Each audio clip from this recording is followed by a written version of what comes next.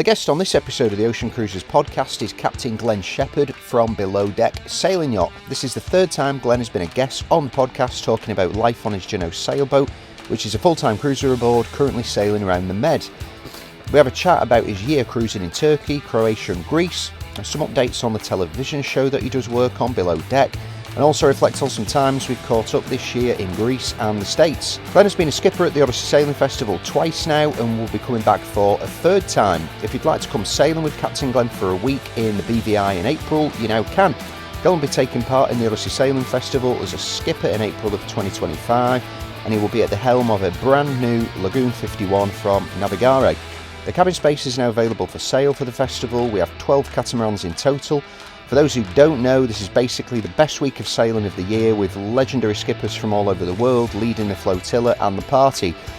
We have world record holders like Laura Decker and Dustin Reynolds, some YouTube video creators like Dan and Kika from Sailing Uma and Eric from No Bullshit Just Sailing, as well as a bunch of other great skippers. If you want more information about the festival, visit theoceancruisers.com/Odyssey or email me, andy@theoceancruisers.com for more info. But for now, enjoy the podcast with Captain Glenn Shephard. Oh yeah, it's going to be a bit colder where you are. It's a little bit cold. Yeah, it's not too bad. I think inside the boat is 22, so that's not too bad. Last Nice. 2 weeks ago, I woke up and it was like, I think it was like 12 inside one day. Yeah, Hibber had some of those when we were in Annapolis. I think she said it was 15 or 16 one night. But mate, like during the day here, it's still 25 in the boat. It's sunny. It's gusty, as you can see. We're swinging around everywhere. But yeah, last night we were doing a little bonfire on the beach, and like it was nice and toasty there. The fire brigade came. We thought we were going to get arrested, but They didn't. What did they do?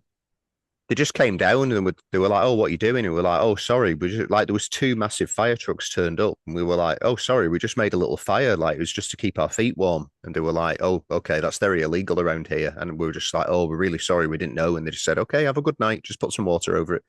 It was so nice. Yeah, exactly. No, because they get a lot of forest fires in Greece in the summer. Did you see Yeah. the one where there was a super yacht anchored near Hydra, Oh and yeah. they set off some fireworks and it hit the hillside? Oh yeah, that was Massive big news. fire. They all got arrested. It was pretty serious, huh? Yeah, that's crazy, mate. Mate, like we were contemplating doing fireworks for the festival, and it's like we probably could have done because there was no wind, so we could have pointed them and they would have shot. But like if you've got one that goes wrong and you're near like some dry bush area like this, like you're just gonna set the whole town on fire.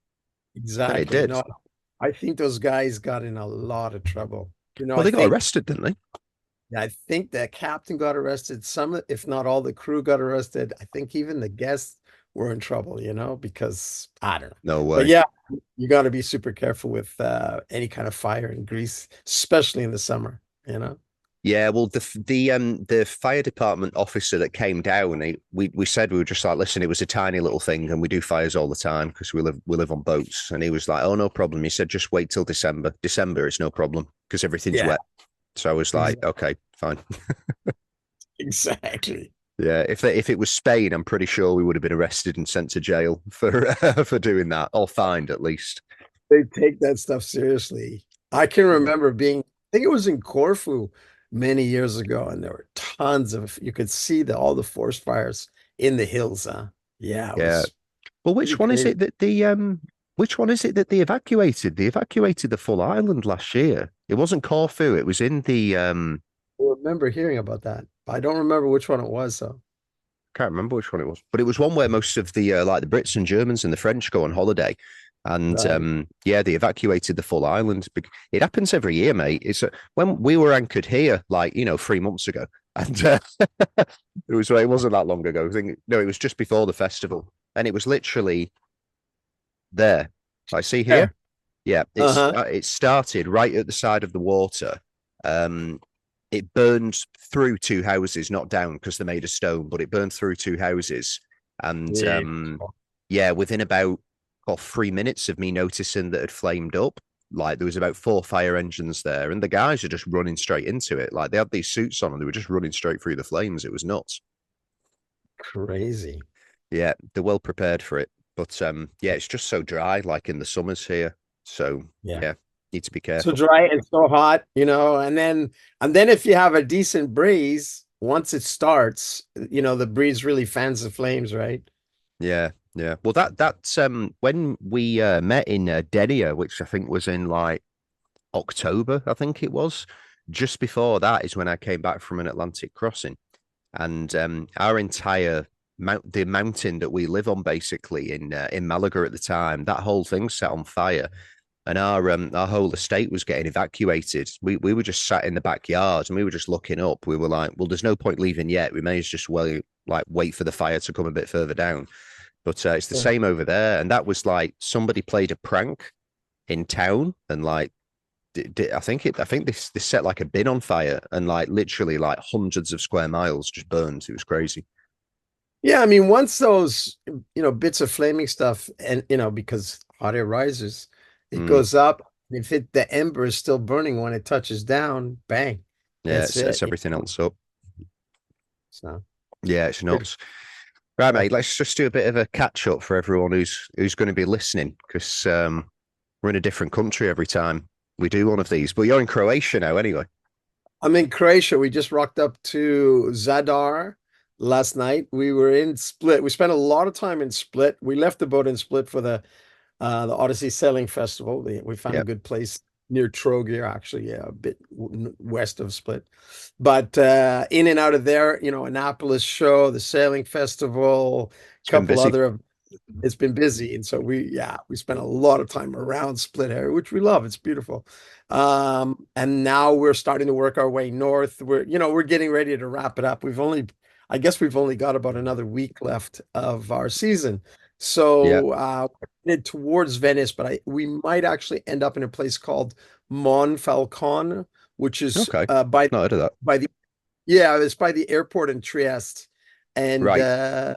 so it seems like there's economical yards and marinas up there that we can keep the boat. So we're just gonna put it away. We have a cruise we're going on first couple days of November. We start Mm. like 4th. So we got to be ready for that. We're flying back to Athens to pick up the cruise ship. And then we have a couple other things in November. We're not going to be back on, but we might come and do some work on the boat, like this, I don't know, January, whatever. Mm. And then we plan to start cruising again in April. Heading back over to Greece. I don't know if we're going to stop in Greece, because between last summer and this summer I think we spent like 6 months in Greece, 6 or 7 months. So Yeah. we've kind of seen it all. Last summer was over 5 months. We went everywhere.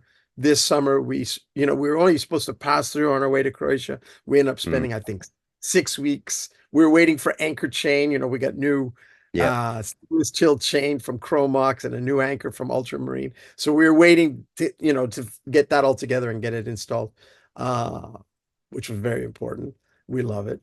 Have But you installed it on the boat now? yeah, so I've got the chain. Yeah. I was telling the guy at the Annapolis show, I think it's Jeff from Chromox. Mm.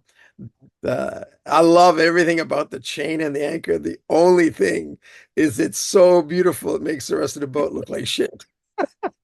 Like Raf just put one on his boat, and it's like I think he had it inside the boat for so long because he was like, I don't want to scratch it because it's I just know, like I this saw. perfect mirror finish. I saw Ralph's post about that. I thought I got to do a post like that too. Yeah. Because they're partners, so I got to spread the word. But Yeah. it is so sexy. I think it's the sexiest bit of kit I've ever had on a boat. I mean, it's beautiful. But not only No is one it will ever beautiful, see it. yeah, no, exactly. Yeah, not only is it beautiful, but it really works, huh? Like Oh yeah, the the good anchors. chain's amazing. It just stacks itself when I pick it in. I don't have to move it around by hand. And the anchor, like I haven't had any issue, knock on wood, I haven't had Mm. any issue with dragging since I started using it. And I don't know if I'm overconfident because of it, but I'm definitely feel more confident when I dig that thing in, because I've seen videos. If Mm. the wind swings like 180 degrees, that thing like Oh, it resets its resets quick.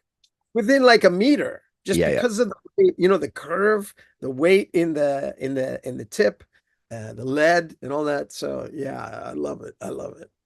for sure. Yeah, they're a good design, mate. I think like it's a conversation that like most sailors have all the time, isn't it? Like, what anchor have you got, and how much you're anchoring, and like you cruise in the Med the same as me, so you probably see the wildest shit imaginable, like I do as well. But we were talking the other night, weren't we? And I was talking about the French guys anchoring with a 2-to-1 scope in like 30 knots of gusts.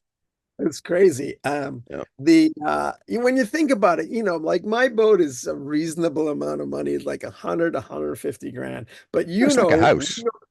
we know people with $500,000 boats, $1 million boats. And if you want to relax and enjoy cruising, you want to leave the boat, whether you're on board or you're ashore, you want to be pretty confident that it's not going to drag, and Yeah, so your anchor is really, I think people don't realize how important it is. I've talked to people who've, cruised, done circumnavigations around the world and stuff like that. And some of them, their ground tackle, their anchor and chain is more important than insurance. Some of them don't have insurance. They take the extra money they would have spent on insurance and put it in a good ground tackle because it yeah. makes it the big. You always see those horror story videos on YouTube, like there are tons of them, like the beach in Formentera this summer. Oh, this summer. Yeah, that The was a beach. wild one. That.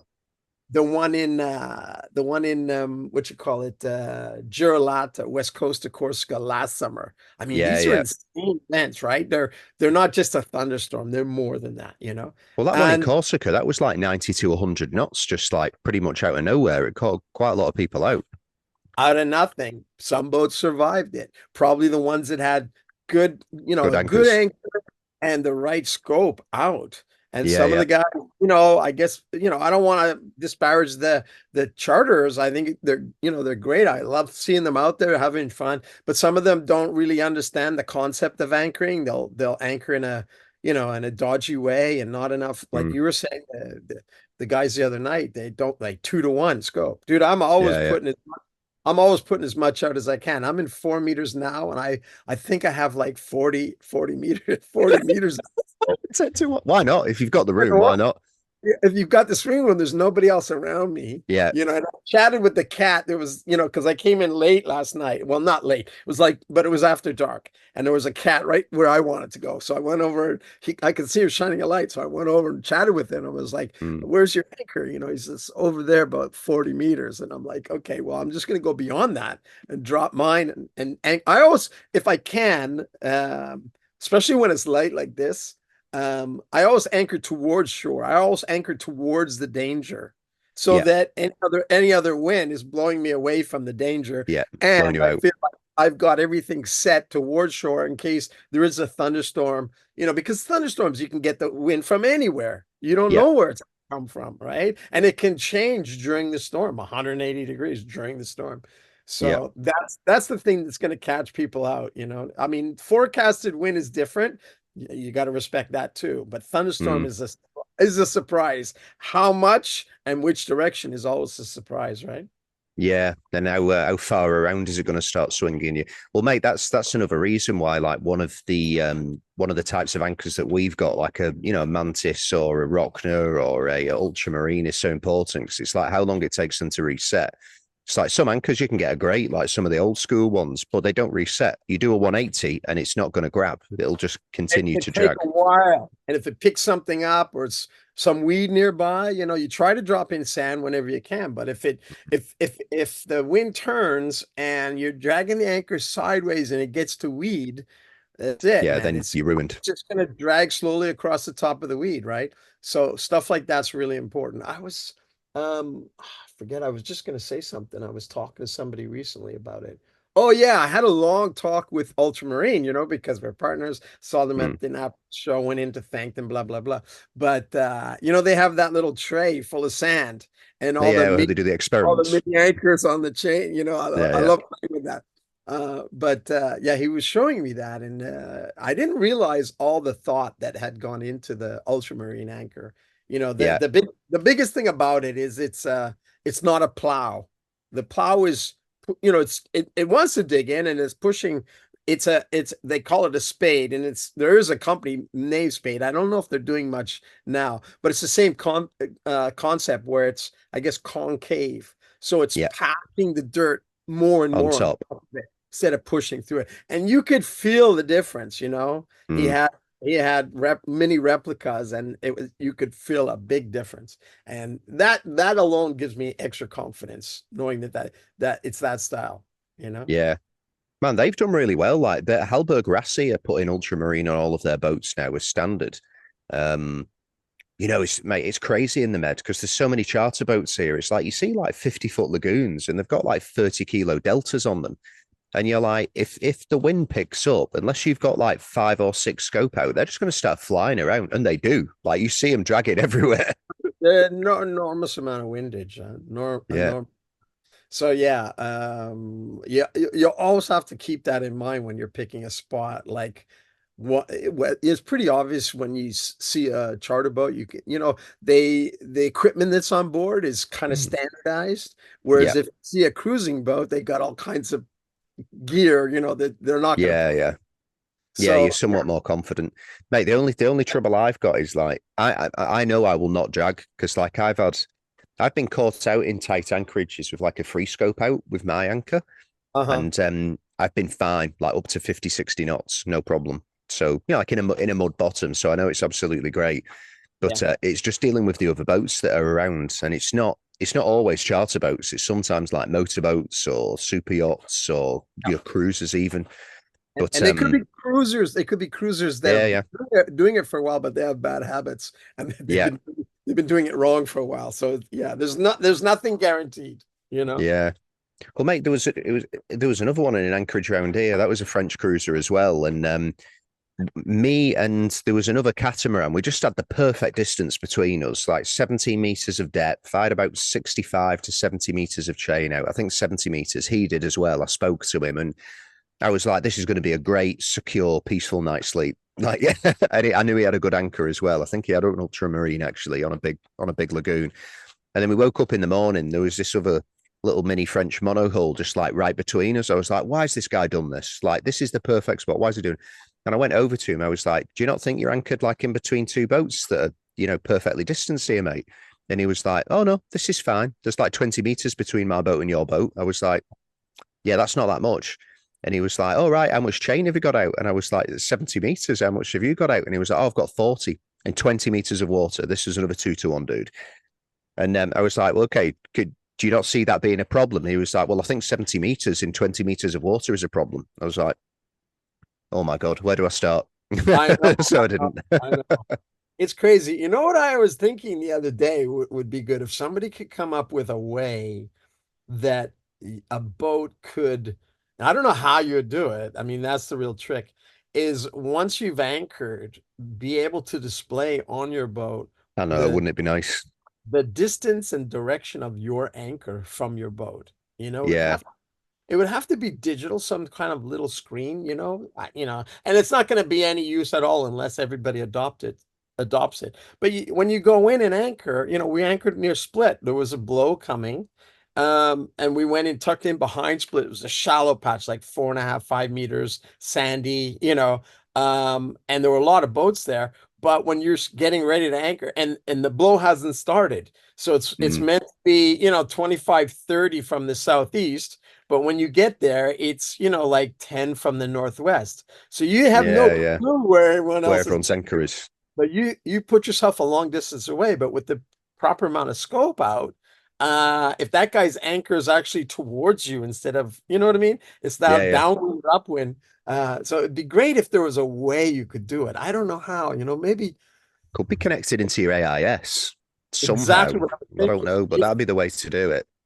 If more people adopt, I don't know why not everyone adopts AIS because it's such a great thing.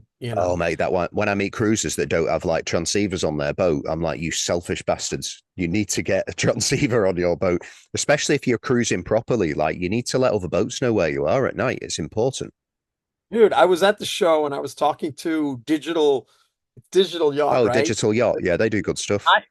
I have all Raymarine for all my instruments, but Yeah. when I was buying my AIS, theirs was a bit cheaper, and I went for it. It would save me a few $100. Very happy with it. But there was a guy there chatting about it, and he's like, he's doing something with Cherry Pie, and he's got some computer Oh, yeah, connected yeah. to it.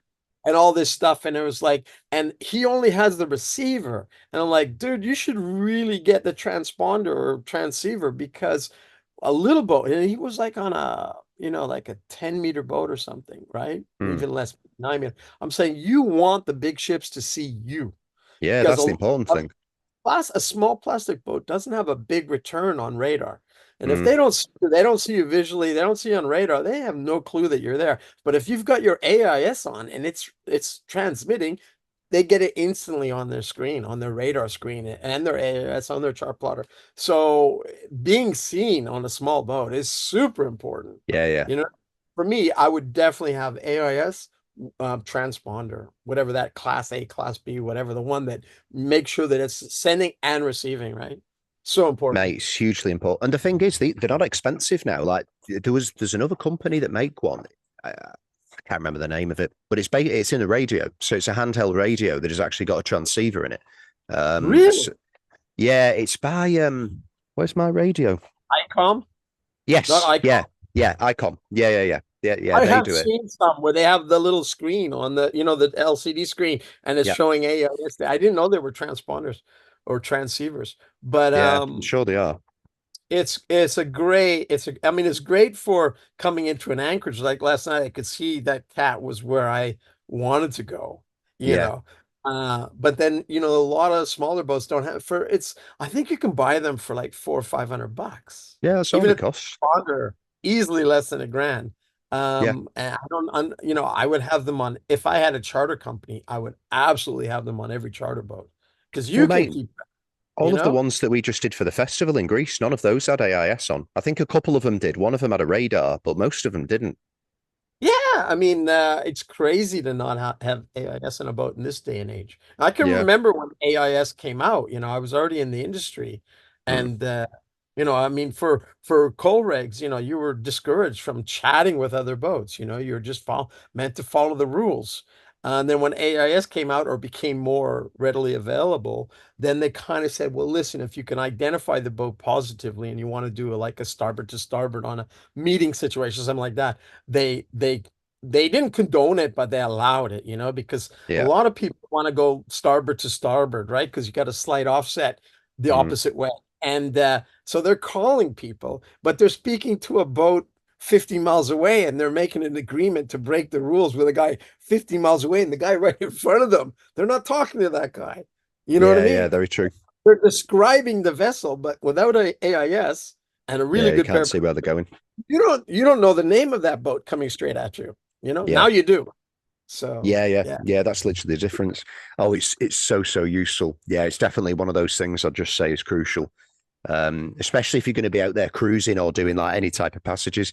The Med is so busy, mate. Like you're generally going through shipping lanes where you're passing in between islands and stuff like that. There's been so many occasions where you can see a boat like 5 miles away, and it's like, okay, let's start veering off course a little bit now. So we don't have a situation where we're like, within 5 minutes of each other. And yeah, that's a really important thing that I'd recommend everyone get if they've got like 500 euros. Exactly, 100%. It's actually a really good safety feature if you have Yeah. a transponder. It's nice to be able to see them, but Mm. you want them to see you. Yeah, That's especially with the big much more boats. important. Yeah, 100%. Yeah. Mate, so you're in Croatia now. Like we spoke the other day, and you're making plans to like leave the Mediterranean on your boat, kind of. Yep. Yeah. Yeah. I'm planning to go over to the Caribbean. I would like to do, I had a 34 footer just before I started on Parsifal, so like It's Genoa, 15 weren't years it? ago. It was another Jeanneau, yeah. Yeah. Actually, for a little while, I think for like a year, I had them both. I just bought this boat, but I wanted to use that boat because it was still in the States. But I took it all through the Caribbean and the Bahamas, and I want to do that again. I want to do the Caribbean one more time. I've done it Mm. so many times on big boats like Parsifal and once on my own boat. But I do want to do that one more time, especially the Grenadines, the BVIs, around St. Martin, all that kind of stuff. But I love the Bahamas. So, I could see myself stuck in the Bahamas for a whole bunch of winters, once I get there. But Wouldn't be bad, that's would the it? plan. Uh-huh. It wouldn't be a bad way to spend your winter, would it, in the Bahamas? It's funny because it's so close to, the States, but it's a world away, and Yeah. it's one of the nicest cruising areas in the world. If Yeah. it doesn't have the history um that you have for example, in Greece, but the sea life's amazing, the islands are amazing, the cruising's amazing, the water. It's a really, really nice place. There's so many places to tuck in and get behind an island, Yeah. So it's I definitely I want to do that at least one more time. Want to do the East Coast, West Coast, like Pacific Northwest, Yeah. then go down to Baja, spend a winter in Baja, and then Yeah. That probably looks head great. out. Like, yeah, that's the plan. It's a very loose plan. I think my goal would be to be in, maybe Tahiti in about 7 years, something like that, maybe 6.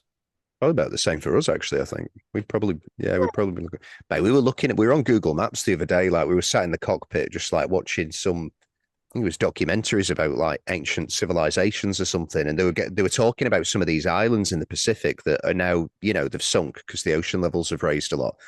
And I was just having a look at like the Pitcairns and like French Polynesia, and God, these islands just they look perfect. Fletcher Christian, Pitcairn, right? Yeah, yeah, The Mutiny on the Bounty.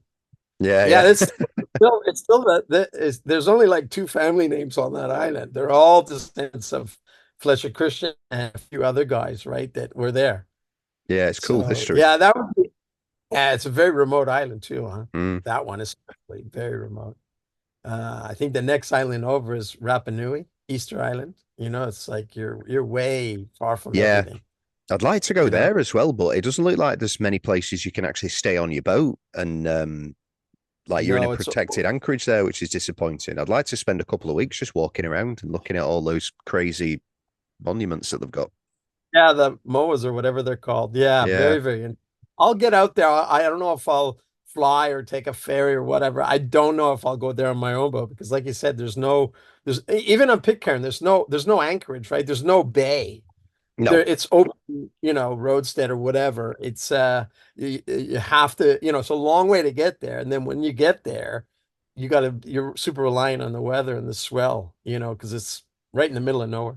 So, yeah. but it would be very, very cool to visit those places for sure.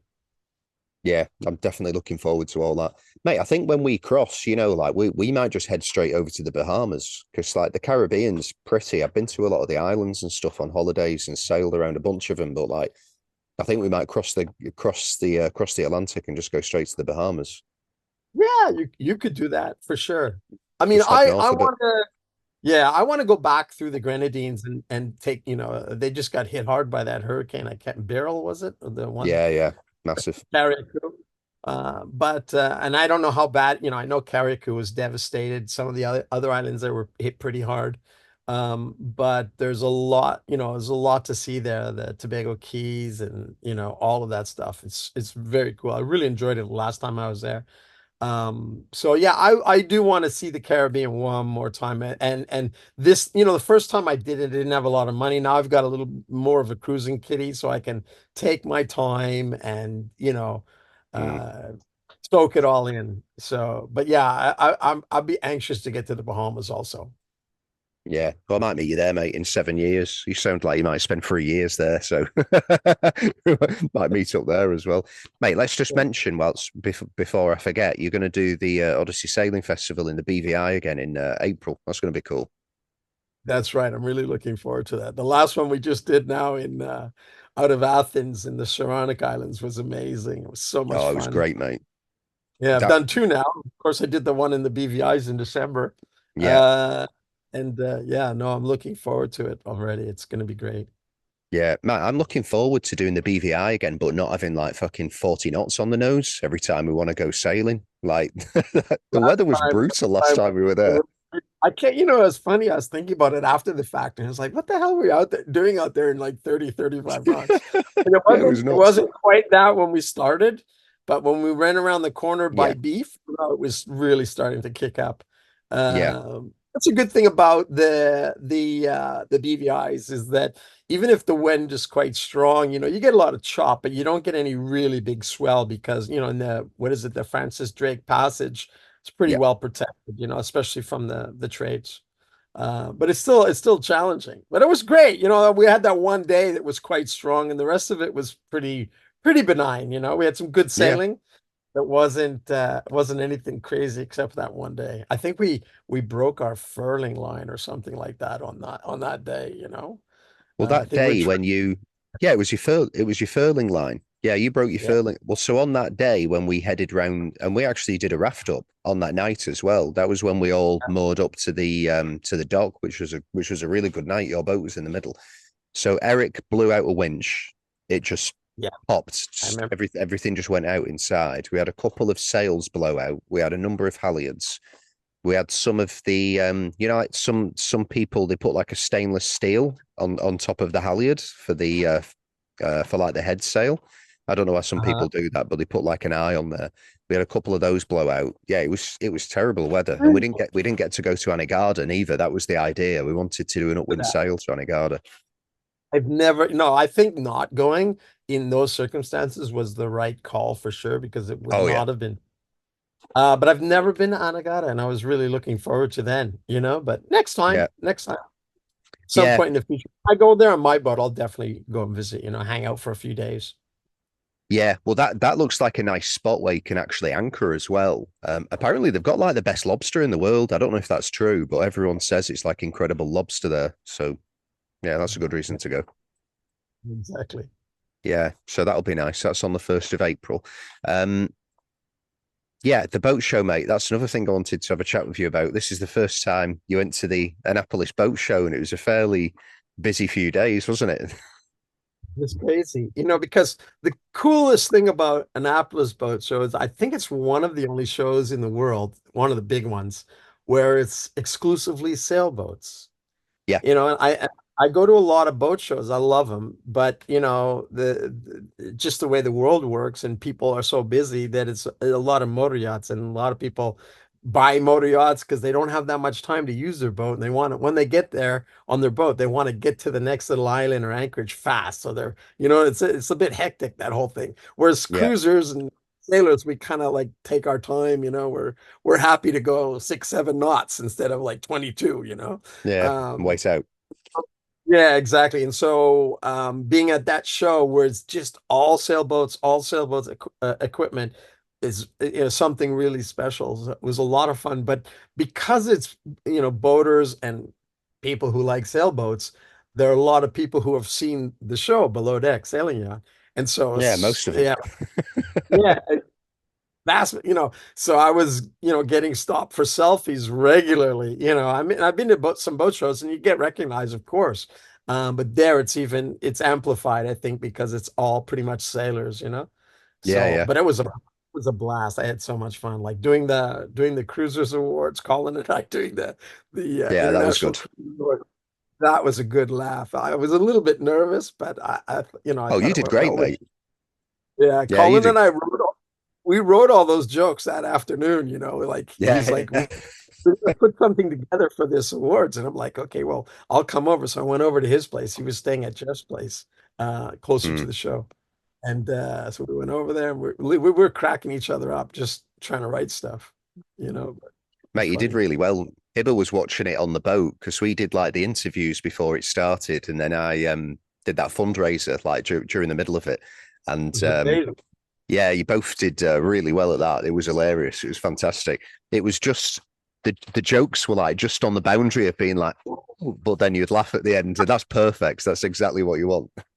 They were a little bit naughty, but you know, it's like Oh, we're, you everybody know, laughed. It was great. adult audience. And, you know, I think everyone takes it in the spirit that it's, you know, it's Yeah, shared, you know, just having a little bit of a laugh. And it's, you know, my impression of those kind of things is it's supposed to be funny. It's almost like a roast. So we were saying some yeah. kind of, you know, a little bit rude stuff, but not too bad, you know. So, I thought mine was pretty mild. I think Colin said, and here comes the only guy that smells like a brewery or something, or something oh, like really? that. I didn't even pick that Yeah. up. It was pretty mild. You could have gone a lot harsher than that, and it could have still been true. So yeah, it was all right. You got off lightly. Yeah, yeah, that wasn't too bad. Yeah, mate, it was nuts because I think I mean, there's a lot of people like do cruising who go to that boat show, but there's not many people do cruising and also sail like a ginormous super yacht that's on television. And we obviously, like, we were just hanging out in Greece, and then we were at the Annapolis Boat Show like a couple of days later. So I was like, oh, it's cool. I get to spend some time with Glenn again. Every time I looked around, there was like 10 people around you, like waiting to talk to you. It was crazy. I think I said hello to you once, and then there was so many other people. I was like, right, I'll leave them to this. I know I wanted to hang with you more, right? But you were really busy and I was really busy. I wasn't eating lunch until like 6 or 7 at night. I like was that busy. Drinking water as well, mate. You need to drink a lot of water. Man, I was just running around like crazy, but it was really cool. Met a lot of people. I was kind of in awe of all the YouTubers that I watch, and then Yeah. to see them and go up and say hi and say I love your show, and also just sharing so much about our boats and how we work with them, and getting ideas, how everyone does this or how they do that. And no, it was really amazing. I'm so glad I was able to go. I honestly I didn't really want to go because I've cut into my cruising this summer on a few different events. I did Yeah. the regatta in Bodrum. I had to put my boat away for 5 or 6 days. I did the Sailing Odyssey. I think I did the boat show in Southampton also. Yeah, So you that did was like, before. I think that was 10 days. Annapolis was like, even the show was only like, I think 5 days. I was away for like 7 days. And unfortunately, Dan Leese, because we need to get her a visa, she wasn't able to come to Annapolis. Yeah. So we're going to work on that for next time. But yeah, so it's hard, but I'm really glad I did it because it was great. For me, it was like being at especially Annapolis Boat Show was like a little BravoCon, it was like Yeah. a lot of people coming out. And, of course, hanging out with Colin and his gang from Parlay Revival, they've got a lot of fans there. And so it was a lot of fun. Really You got enjoyed to it. spend some time with Jamie as well. Jamie's hilarious. He's one of the funniest characters Jamie. you'll ever meet. I love Jamie. He's a hoot. Yeah. We had so much fun. He's a good one to spend time with. Mate, we obviously don't talk about your television show that much because we just talk about like lithium batteries and solar panels most of the time. But like, I think, to be honest, mate, I think most of the people who listen to these podcasts that we do probably watch you on the TV more than follow you cruising. So there's a new series out, isn't there? There's a new season, not series, that's just come out in Ibiza, you were saying. So yeah, season 5, we filmed it last summer in Ibiza. There was a delay in it airing. We normally air in the spring, but I think because there are 4 shows in broadcast now. There's 4 Below Decks now.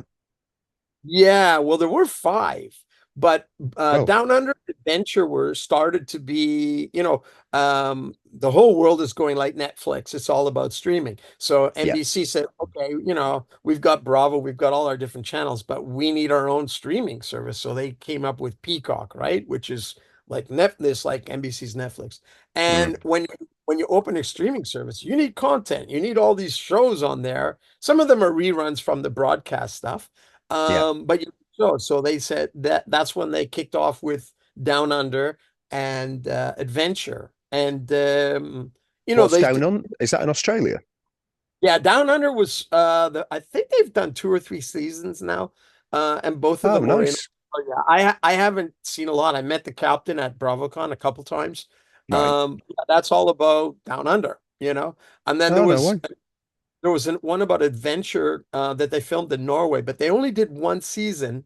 And then when Captain Lee stopped working on original, they moved Captain Carey, a good buddy of mine, from adventure. Now he's the captain on original because Lee's moved on to other things. And so those are the 4 shows. You've got original, you've got Med with Captain Sandy, you've got Down Under with Captain, and Sailing with myself. But we used to be just 3 of us in broadcast, so we just go around in a circle, right? They're like 16, and it would just keep going around like that. But they brought Adventure, I think, has gone away, but Down Under has been brought into the broadcast. So I think that was one of the reasons why we got backed up, and we only just started airing like 3 weeks ago. I think the 3rd episode aired this past Monday, whatever today is. I don't know. Today's Thursday. So a couple days ago was episode 3. And yeah, I think it's a really good season. It's a good group of people, and Nice.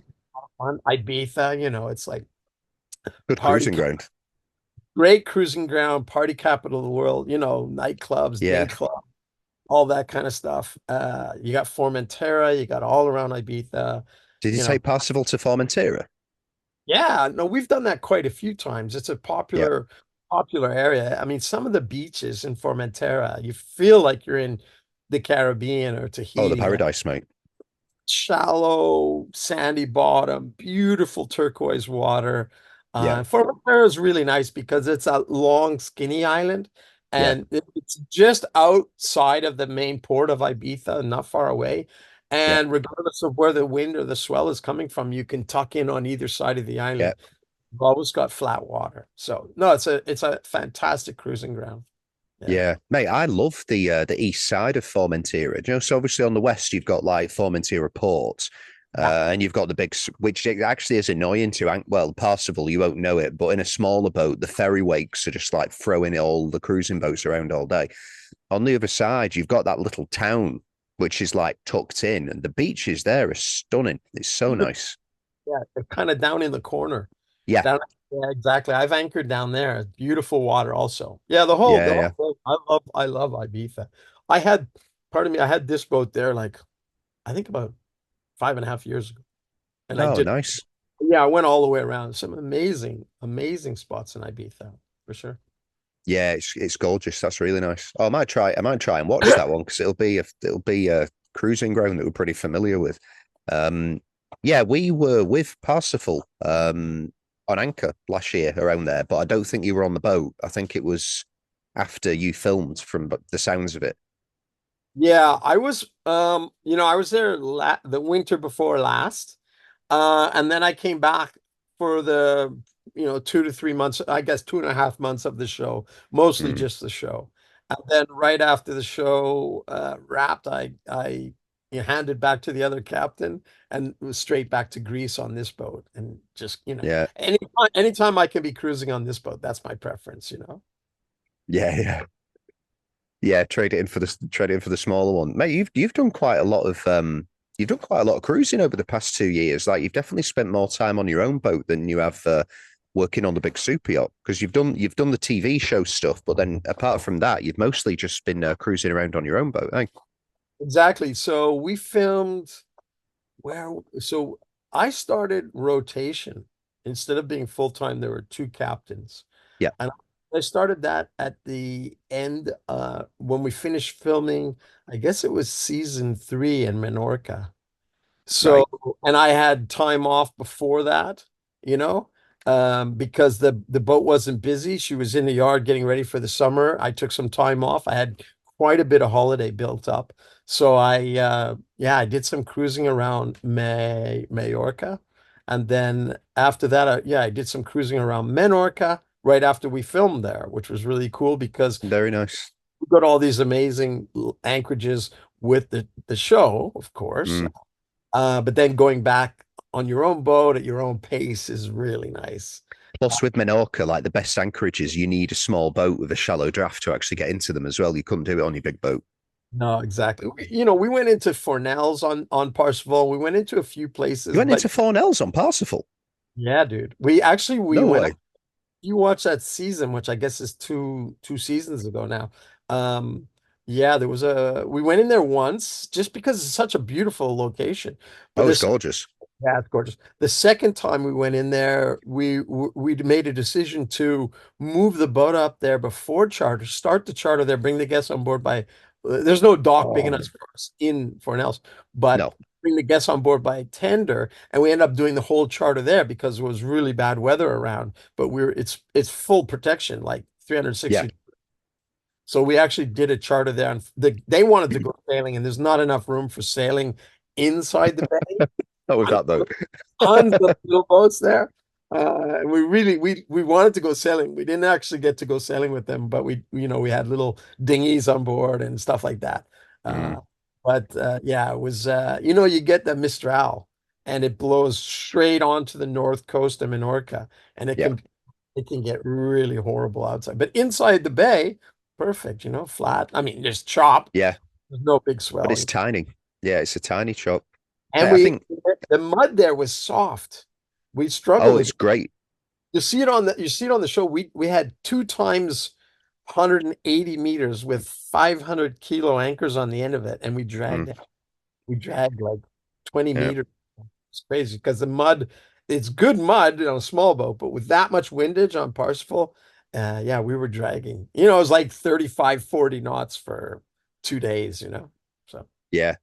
Yeah, it does get windy there, but yeah, it's like you said, like not enough swell builds up, so you're relatively safe. Like even if it's the full length of the Fornells, you're not going to get smashed by it so much, and there's so yeah. much in the way as well. The town is gorgeous, like just a town to hang around and eat seafood at, and like all the little pontoons are so pretty, and there's so many secluded beaches. Like we were there in mid-season, like in the middle of the summer. We spent about 2 weeks there because Hibber went back to the UK to see my family. So I was on anchor there by myself just for a week as well, and you know it's middle of high season. There's so many boats there, but because there's so many tiny beaches, you can just go there and you're completely on your own, and they're gorgeous. No, it's beautiful. I love Menorca. I love it. Yeah, Menorca's so nice. It does get the craziest weather. When you do get the mistles coming down from the south of France, like I think obviously if you're in like the Bay of Palma, like you're completely protected, you're going to be all right. And then Formentera is fine, but Menorca does get hit pretty bad with those ones. Yeah. And it's closer to it, because Yeah, yeah, usually in Mistral, when it comes out of the Gulf de Lion, it just kind of cuts almost like the curves. eastern half of Menorca is, really exposed. But there's some Yeah. amazing anchorages there. Mahone is an amazing Oh, it's uh a cool city. unfortunately they restrict anchoring there, but it's a Yeah, very, very cool town, and the bay is it's so much to see, and yeah, I really like Mahone.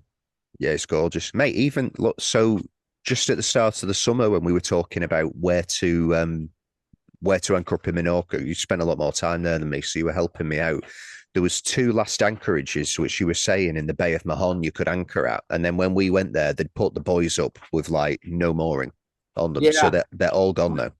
I don't know why they changed that, because when we were there filming, they were still allowing boats to anchor.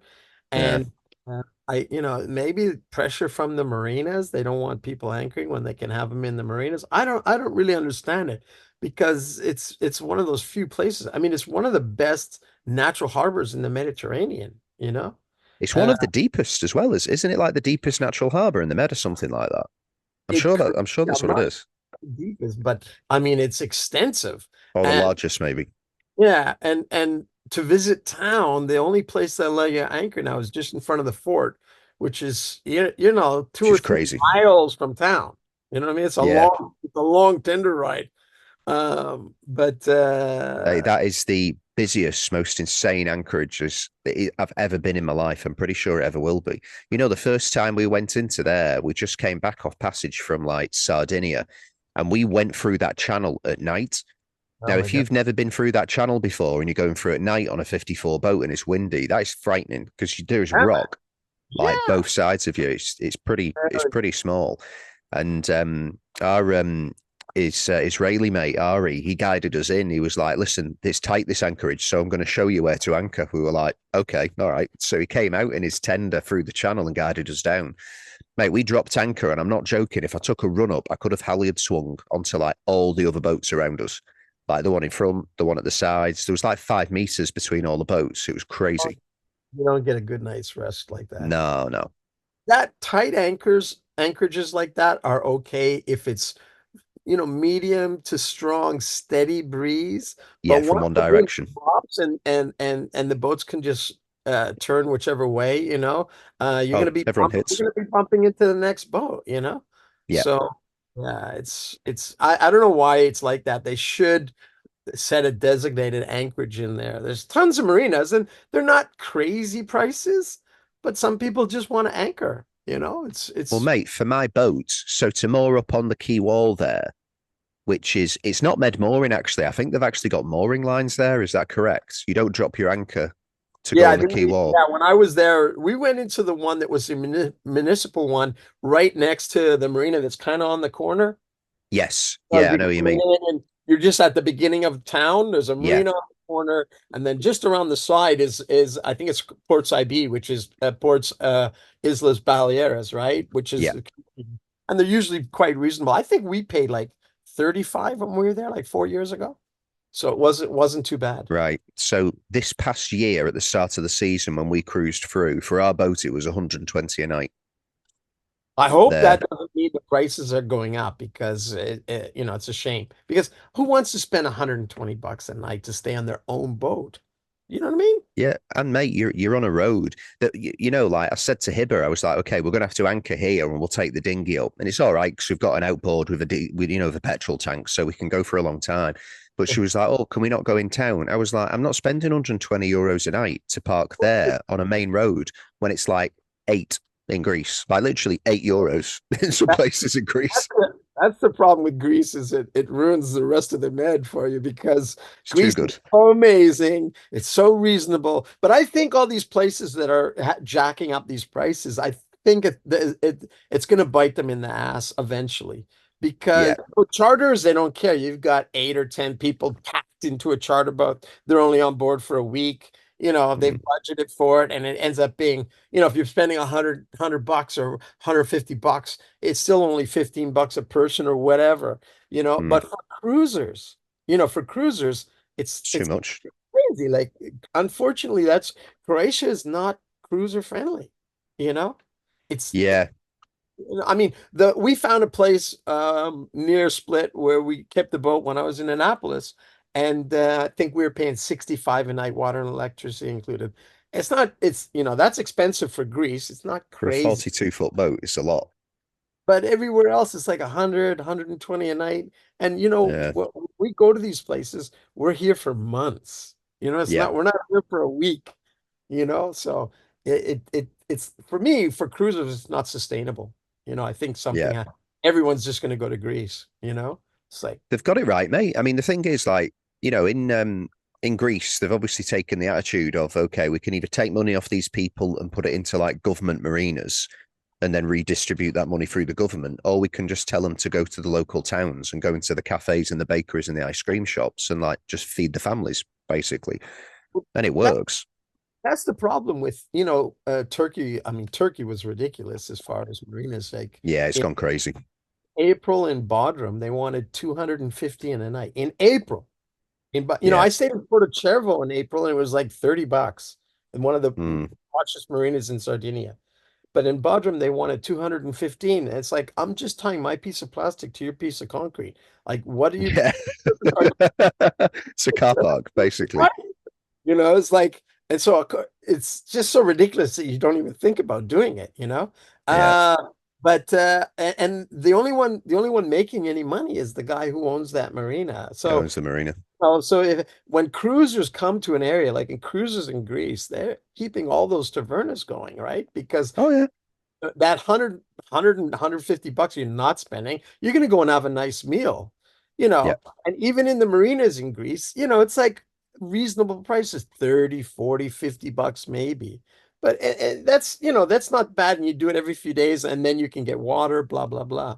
But Croatia, it's, $100 a night is average. It's like, and Yeah, it's wild, mate. it's because I think it's a little bit of an monopoly. There's like 2 companies that own all the marinas, and they just, like, in the last couple of years ago, okay, let's just jack the prices. And I think it's going to bite them in the ass eventually, though. At least for cruisers, which is a bit of a shame, because there's so many nice places to see, Mm. and yeah, I mean, people are just avoiding it. All right. Hey, I think not even with cruisers. I think it's going to bite them in the arse when it comes to the charter companies. Because like I talk to the charter companies all the time now because of the festival, and I've spoke about Croatia to I've spoke about Croatia with like Navigare, Dream Yacht, and also a couple of the local businesses who are in Greece who also do Croatia, and they're like, yeah, we've got to moor our boats there all year, like every time, At every those rates. weekend. Yeah, at those rates. I mean, they're getting it cheaper, but it's still way more than it was like 5 years ago. And then they have to leave them there over the winter, which is still like double or triple what it was. And the other thing they've got to do as well, it's like when they're advertising a charter for a week, they've got to put like what are your basic, like minimum expected expenses. And then you've got to put 500 euros on top. So, the boat that was going to cost like 5 grand for the week is then like 5'6", 5'7", 5'8". It whacks it up. Dude, in Turkey, and I'm, like if you're on a big cat, I don't even know what the prices are. If you're Oh, on it'd a be 40, wild. in Croatia, in Croatia, they were charged, they instead most mariners around the world, I think, to be a bit fair, they charge catamarans 1.5 times the Yeah, one normal, and a half. usually what they do. Croatia, it's 2 times, which okay, fine, but they charge you 2 times when you're tying alongside a wall and there's nobody else on it. So you're still only a 40-foot boat, and they're like, Yeah, they're charging you double because it's a catamaran. But yeah, I'm still only taking the exact same space, exact same space as a 40 mono. foot monohull. Like, why are you charging me double? And it's Yeah. crazy. It's crazy. I don't know. I think it's, like in Turkey, it was probably partly because of COVID. And then, COVID, everybody went out and bought a boat. And now I think the reality is starting to kick in. It's like, boats are not for everybody. You and I love our boats, but boat life is not for everybody. That's No, why it's hard work. marinas around the world are full of boats just sat there doing nothing Yeah, all the time. We yeah. use our boats. We're going somewhere, but we're a bit of a rarity. You know what I mean? Oh yeah, super rare. There's not many people do it, mate. We've obviously like we've got the same network of friends, and like we do the same type of thing. But okay, I was talking about this with my German and Austrian mates the other night who we're hanging around with. They're on a Moody 346 just behind us. It's very similar to my old boat, and Nice we're boat. talking. Oh, it's a good boat. We're talking about Annapolis, and I was like, 99.9% of all the sailing boats, like in America, they hardly leave the marinas. They might do a little sail around the bay, and then they go back in. They're all in great condition. They never get used, and it's like there is so few people actually take a boat out and sail around the world with it, or just spend an extended amount of time in bays. And it's hard to keep the boat clean. It's hard to keep it looking good. It's hard to keep it working. Like it's a lot of Tell me chores about it. involved. Tell me about it. For me, it's all about the enjoyment of being in all these amazing places. Yeah, yeah, definitely. I need to do some work on the boat, some cosmetic work on the boat, but Yeah, so like work or go visit a beautiful little town. So which one are you going to yeah. do? Mate, So my waterline has looked like a tropical rainforest for about the past 2 months now. And I'm like, do I want to spend a day cleaning my waterline, or do I just want to go to that beach and have a nice €2 kebab? And I think the kebab looks better. So yeah, mine. I've got some growth. It's funny because I did the anti-fouling at the beginning of the season, but I've already, Yeah. I guess it's not that great. Hey, The anti you still need to clean it multiple times a season. I've scubaed under 3 times to clean it this year. Like if you're in warmer waters, it gets dirty real quick. It's like that green, like grassy stuff that grows. I Yeah, don't have that many barnacles, but yeah, I've got like a fur coat of that green yeah, grass coming off the bottom, and it rubs off pretty easy. I didn't dive, but I just used the mop from the surface and yeah. That's then what I do. pushed it down like a meter and a half or something, and it came off pretty easily. But I think I'll be coming out of the water at some point this winter. I've got a new propeller from Gory. Gory. Oh I'm yeah, you were saying you got your gory partnering prop. with Gory. I've done a lot of research on these props now because if you're sailing and you're dragging a prop through a fixed blade prop through the water, you're losing like a knot. Yeah, So I did a little bit of research and I partnered up with Gory. I still have to install it. I'm not going to do it in the water. I'll haul the boat out for at least for a couple hours and install it. But it's a yeah. very cool folding, feathering prop. But Oh, they're beautiful. yeah, it works well in reverse. The blades can go either way, and it has this thing called overdrive. Yeah, If you want to use less engine revs, when you're going, you go a little bit in reverse, so there's pressure on the back of the blades, and then they hmm, get forced open in the opposite direction, and then you yeah, go straight, and then you can throttle back to like 17, 1800, save a mm, lot of fuel, and still have the same speed, yeah. So you two modes that you can drive in. It's a very clever design. It's a beautiful piece of kit. I was just looking at it at the show and chatting with the Gory guys. But right now it's still in the box because I got to come out of the water before I can install it. What are you thinking about doing that? I'll do that. I'm not sure if I'll do that now. I'll probably wait for the spring because I have so many other things happening. Yeah. I'll come out of the water, probably pressure wash. Makes sense to do it in the spring. Because you Maybe just did your anti-foul this winter, didn't you? The one just gone. I did the anti-foul in April. April, yeah, before you March got or dropped in. April. Yeah, it's in Samos when we started Yeah. before we went into Turkey. So it doesn't make sense to pull the boat in the fall, and if I'm leaving it in the water, Yeah. I think I'm going to end up leaving it in the water. And then I'll just pull out for a quick, pressure wash, have a look, maybe slap another coat of anti-foul on it, put Yeah. the the new gory prop on.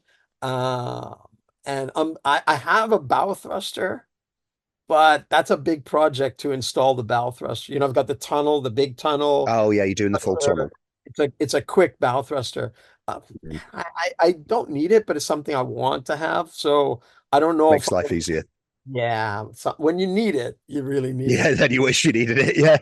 But you also become you're better at maneuvering your boat if you don't have it, because That's true. But I you've got to still want use it. the prop walk, you've got to get the timing right, you got to get the speed and the tracking right to be able to go without it. But yeah, if there's no point of it sitting in a locker. I've had it for Yeah. a while, but it's I don't want to just give it to somebody and say, "Hey, install that." I want to be there Yeah. when they're glassing it in. I know enough about glass that I want to observe it while it's being done, not like I'll be back in 2 months, install this, because I'm going to cross the Atlantic with this boat. I want to, it's a massive hole It's a in the big hole. big hole in the bow of your boat. You want to make sure it's done correctly. Yeah. So I'm not going to do it myself. I know people have done it themselves, and I probably could, but I'd rather have a guy who does it all day long than one guy who's doing it once in his life. Yeah. Uh, but I want to watch what he's doing to make sure that I'm comfortable with how much glass and it's all done correctly, and not too Yeah. much, blah blah blah. Well, do But they provide you with the tube? So, like, when you buy a new bow for a Stroff Quick, do they give you the fiberglass tube with it as well? And then you just cut it, you just chamfer it on each side, and then you drop it in. yeah, I bought it a little while ago in Spain, and I had it delivered directly to the boat. So I've got it's an 85 kgf. I think it's kgf. It's Okay. for this boat, or a slightly bigger, and that comes with the because you can have a small tube, but I've got the big tube. I think it's 85 or 185 or something like that. It's like that. Nice. And then basically you just cut the holes, put this thing through, glass it all in, and then you want to have a little bit of what is it, camphor on the leading edge, Yeah. the shape of the hull. If you don't put that little flare on the leading edge, then the Mm. water's hitting the after edge Yeah. inside the tunnel. It's going to drag it. It's going to create more drag. So all of that stuff, if you walk around shipyard, you'll see boats done both ways. But the right way to do it is to have that little flare at the leading edge, so Yeah. the water can flow over it afterwards. But all that kind of stuff, and yeah, it'll be a nice addition to the boat. So I'm looking forward to that. I didn't partner. Nice. I didn't partner with Quick, but if I'm happy with it, I'll definitely give them some PR for sure, because any Yeah. product I'm happy with, I'm happy to share my experience with people, whether it's a partner or not. And I'm not going to Oh, share, if it's a good product. yeah, and I'm not gonna say good things about a product that I got for free unless I enjoy it. You know what I mean? Yeah, unless it's good.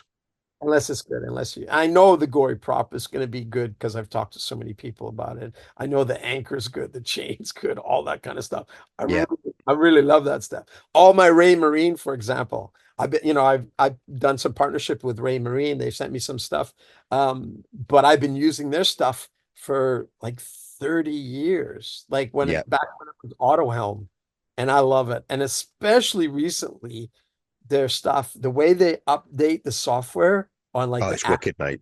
dude, it's like an iPhone. So Yeah, yeah. every few months, all these things that you wish you had in the software, they add it. They just pop up. Yeah. You just do an, I do an, I've got a Wi-Fi signal on the boat. I just go to the tripod, turn it on, push one button, and it downloads it in the background and installs it all. Like Yeah, they've it's wicked. on that. I don't know if you've seen the alpha screens. I think I sent you a photo. I had it on last night. And I was like, God, I love this thing.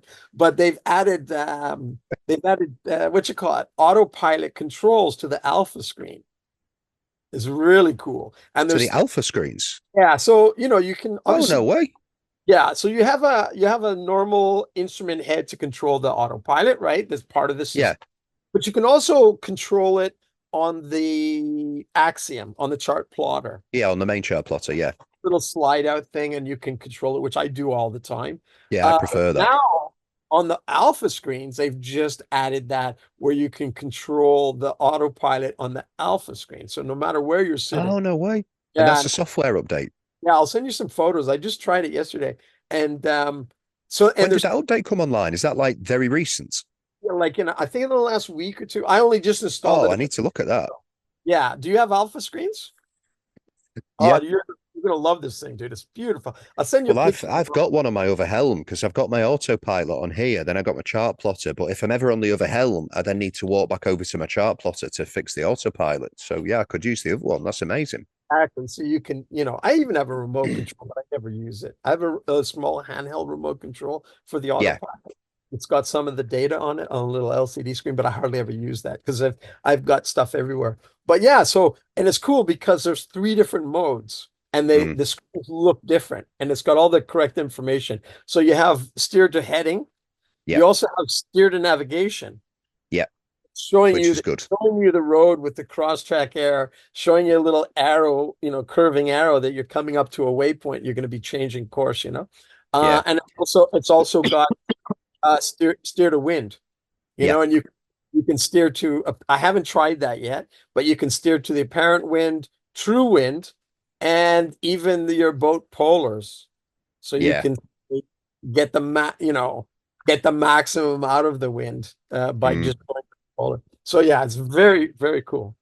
I've not experimented enough with the steering to wind yet. I tried it on apparent and it was too all over the place. Although it was a pretty gusty day, so maybe in like light winds it would actually work really well. The steer to navigation is amazing if you're motoring because you Yeah, can just plot your course in like under engine and then it pops up and it just says, oh, steer I'm, to course. You just go okay, and then you can just set up like a full route. It's incredible. I was doing that yesterday because Oh yeah. I was coming up from coming up. Where were we? I can't remember the name. Well, we were in like Shibenik and Skridin, which was Oh yeah. amazing. We went up to the waterfalls. Man, spectacular, huh? Yeah, yeah. But we were coming up from there, and it's all in between the islands, so some of it is quite tight. Oh, nice. Yeah, yeah. But we spent the night in a place called Merter with a T, Merter. Okay, not heard Yeah, that one. an island a little bit north of Split, which was cool, nice little town. But Mm, yeah, coming up in between the islands to get to Zadar is quite tight, some of it. mm. Mate, there's another toy that I just got. Let me show you this. Have you got you've got an electric windlass. Have you got one that tells you how many meters you've dropped and all that type of stuff? Um, I I'm gonna buy one because I've got the quick windlass, but Right. I don't have any count. I put the little rubber things on it so we know obviously how much chain we have, but I want an Yeah. electron. Well, I got this here. So I've got Lofrans, but so it's a remote Okay, and it tells see there 59 meters. very cool. Yeah, so you can just walk around. It's connected up with a radio signal. It's like $200, $300. You just go up and down with that.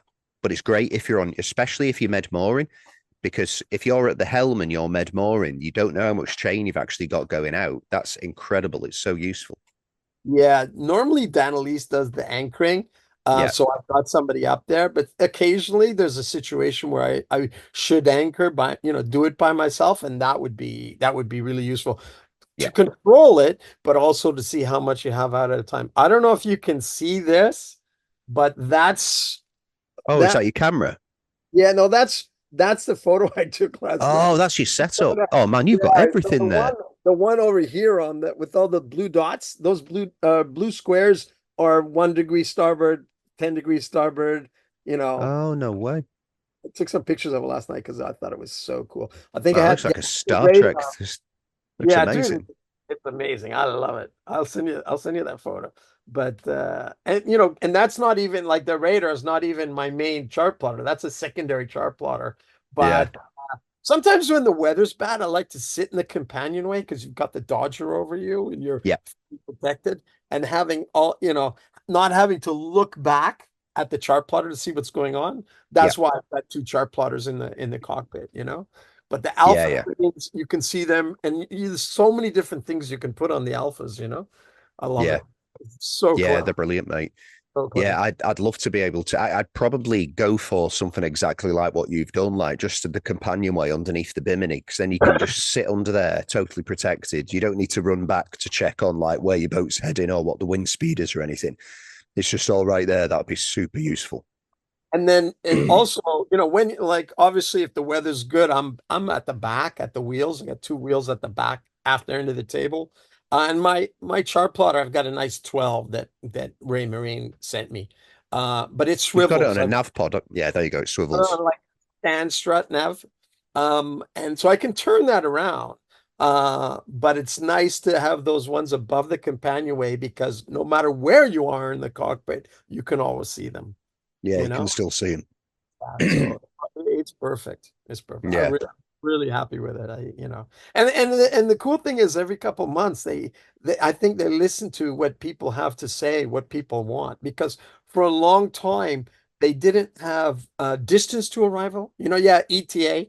yeah, And every time I'd go to the boat show, I'd say, you know, I'd love to have distance so you can count down the miles, not just the yeah. time, right? Little things. And so they just added it. You know, they just added it in, and all of a sudden now you've got distance arrival, and you can put that anywhere on the screen. So Well, the it's great handy. thing is, like with that being there now, like I noticed with that one, it's like when it says ETA, they're basing it on the current boat speed you're doing. And it's like if it's gusting and you just start doing 7 knots, it's like, oh, you're going to get there in 3 hours. It's like, well, we're not. We're going to get there in 3 hours for like 10 minutes. And then it's going to change to like five and a half. If this gust lasts for the next 3 hours, Yeah, I'll get it, but it's not. But yeah, and you know, I think there's settings inside that you can do averages and stuff like that to weed that kind of data out. But yeah, I mean, that's why I want distance to arrival because I can do the quick calculation. I yeah. You know. can calculate it in your head. Oh, but yeah, if all of a sudden you're going 7.5 when you've been doing 6.5, it's going to give you the wrong ETA for those Yeah. few, you know. Uh, but you know, I like all that data. Like now you've even they call it roll because technically that's what it is. It'd be nice if you could adjust the heading to be heel because Mm, when you're sailing, you're looking for the right heel angle because that's giving you your maximum efficiency, right? If you're yeah. overpressed, you're not really, you know, you need to adjust your sails, right? Mm, I think you can get that on there. You can get like everything. It's amazing. And you can yeah. put little bits of data anywhere you want on the screen, you know? Mm. Mate, there's cool ones now. So Ian and Briony, the Scottish couple that were both friends with, they've helped set up that iNav software system. Yeah. And I don't know if he's done it yet, but they're on about putting like pressure sensors inside or on top of all of your shrouds. So like when you're actually heeled over, they'll be able to say like you've got too much stress on like your windward shrouds. You need to, let your sails out or come a bit more downwind or something. It's like that level of precision is so cool. You know, there was another thing that I saw in Annapolis that was just amazing. So it's this company, I can't remember the name, but I'd love to give them a shout out because they were really friendly people. It's like bolt-on power packs for all your standard winches, where it's like like it's a super small motor, but it's really strong. Comes under it goes upwards into any normal like Harken or like a Lumar winch or whatever. I haven't heard And of that. it's brand new. They've just released it. So what's common now? It's like this huge thing that you put on top of the winch, and you hold it, and it's got a motor inside it. It's like a ginormous drill, and it looks really I think silly. E-winch is one of them, and then there's E-winch. another one. They look cool because you can charge them separately. You don't have to build them in. You don't have to drill any holes in your boat. Yeah. But a better solution sounds like what you're talking about, where you can put it in from under the. Actually, I was chatting with Selden. I Mm. can't think of his name now. It escapes me, but really great guy. I think he's in Charlotte, North Carolina, Yeah, he runs it. or Charleston. But anyway, I've got a Selden mast on my boat, so I was, and Colin, he's been on Colin's channel and helped Yeah. them out all their rigging when they had problems. But I was chatting to them. They have some interesting new winches also, where Really nice. Yeah, where the motor is sits underneath. Like you can there are a couple different ways you could do it. So I've started thinking about that. But if you could send me this new one that you're talking about, I'm going to investigate that. Mate, so it was so Selden have I mean they've also started making some pretty nice ones as well. Did you see that small stainless one where the motor was actually inside the winch? I think that's the one I'm talking That's about. yeah, that was You really cool. don't have to drill any holes in the boat. You can Yeah, just remove your winch, whatever you've got there, and then the whole thing. I think the bolt pattern matches, right? yeah, So if you turn off an old Lumar or Harken or whatever, you probably have an adapter plate just bolts on. Probably a couple little holes just for the wires, and yeah. off you go. So I definitely saw that and thought it was really cool. I want to do something like that. The main reason for me is that whenever I'm launching my tender or Mm, putting it up on the transom, yeah. I have to crank myself, and it would be nice to have. That's the one job I hate. And it's not even that bad, to be honest. What I'm No. thinking of trying is, instead of cranking on the winch, get like a 6-to-1 purchase system, and Oh, they're annoying, mate, because they turn round and they uh, curl all the time. I use them for my outboard, to get my outboard and to adjust my arm to get my outboard down to the tender. But I Yeah, thought if I get like a 5 or 6-to-1, I might just be able to pull that by hand. I would have it at the end of the halyard instead of using the halyard onto a winch. Just try to yeah. pull it by hand or winch it onto one of the Genoa sheet winches. But So the problem with that is, do you know, like we did it with a 4-to-1, and uh-huh. because like with our dinghy is like 80 kilos, and then we've got like a 40 kilo outboard, and then we've got a battery, and we've got like a 20 kilo petrol tank, so it's Ooh, heavy. that's a lot. It's a lot. So we went for a 4-to-1 on the back, and you think, oh, it's great, I can lift it and I can drop it myself. It's like you can't really lift it yourself because it's still heavy.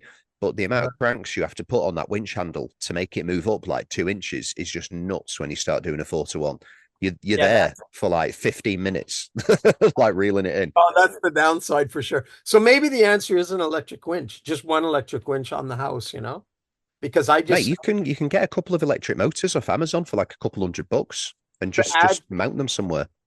to add to what do you mean to add to like my Harkin winch that I already have? Oh, No, so I've seen a couple of people do it. Raf did it on his boat. So he's got like an electric motor up under his solar arch, and yeah, right. he has the lines that lift up his dinghy that literally go through into the electric winch that he's just bought off Amazon. It's just like a $200-300 winch that you put on the front of like a Hmm. four-wheeler or something like that. And that That works might great. I think Chase had the same thing on his boat because he got Maybe. the lines from RAF for his hardtop. Massive hardtop. Have you seen Chase's Yeah. hardtop?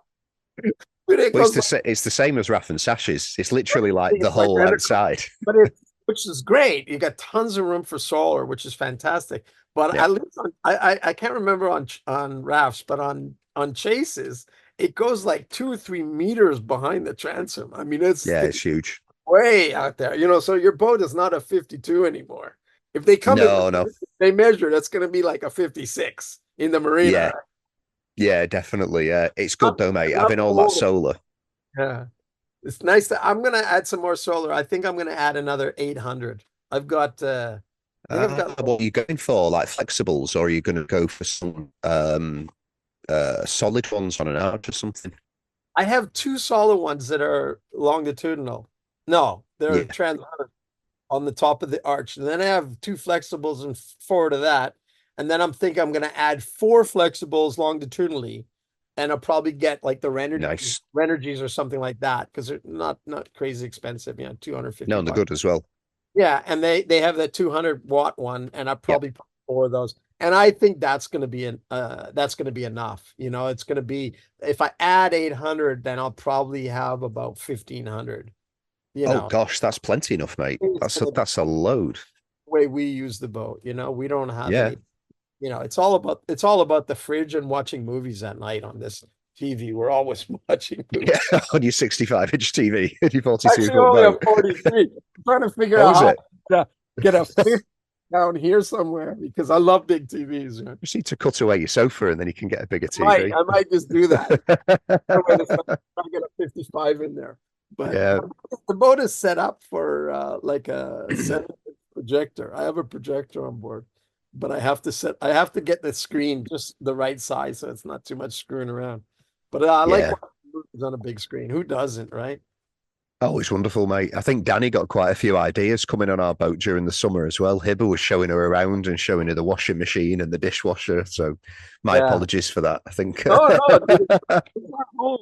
So yeah, we were blown away by your boat. Like immediately we got off your boat, we started looking. I think 54 is a bit too big for us, but we were thinking maybe we should get it's big. the 49. We love the DS, right? We love the DS. Oh, the 49's good.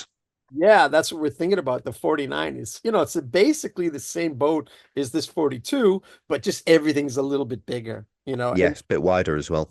bit wide. Like the really nice thing about yours is when you go down into the saloon, I Mm. mean, it's like an apartment, dude. That and the extra space across the saloon, like the sitting area on the port side and that big table and Yeah, yeah. Because you've this got like two seating areas down there. that's, I mean, you really feel that difference. It's very tempting. And later on in life, if things change and we're slow down a little bit and maybe we will splash out for a 54. We could probably get Mm. a good deal on one of those in 10 years, But Yeah, for me, there's a lot of downside to having a boat that size, like Marina's equipment. cost. It's expensive. I mean, Yeah. you quit and you're gaining all the benefits. Of course, you got a family, right? You've got a kid, and so that makes a difference too. Whereas Annalise and I, it's just the two of us. So Well, mate, when we were starting out before we had a kid, we wanted the 45 DS. really, That was the goal. Yeah, because that's the perfect boat. Like it's the very nice. perfect size for two people and a couple of kids as well, actually, if you just want to live like normally. And for two people, it's way big enough, easy to handle. It's not going to get too expensive. Like it is the perfect size boat for a cruising couple. And I think the 45 DS is brilliant.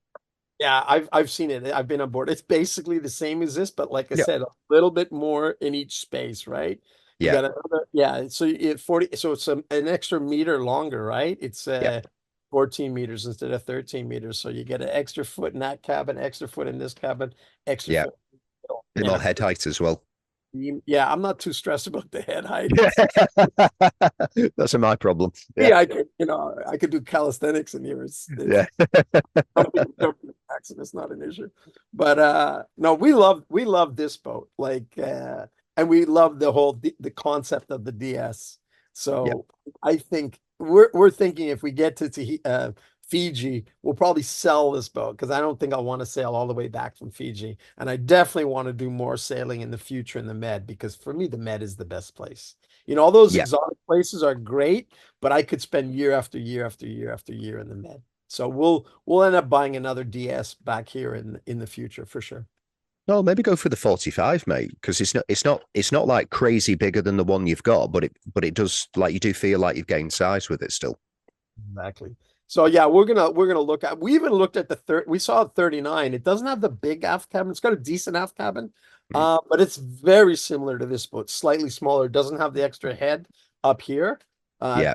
On head boat. So, but It this feels a lot smaller than yours, though. There's one over here. There's a black one over there. But they do feel a lot smaller inside than your. I think it's what you said, like the back cabin is a lot smaller because it's just a half one, and then the extra space, you haven't got the head at the front as well. Does don't feel have like a the- smaller boat.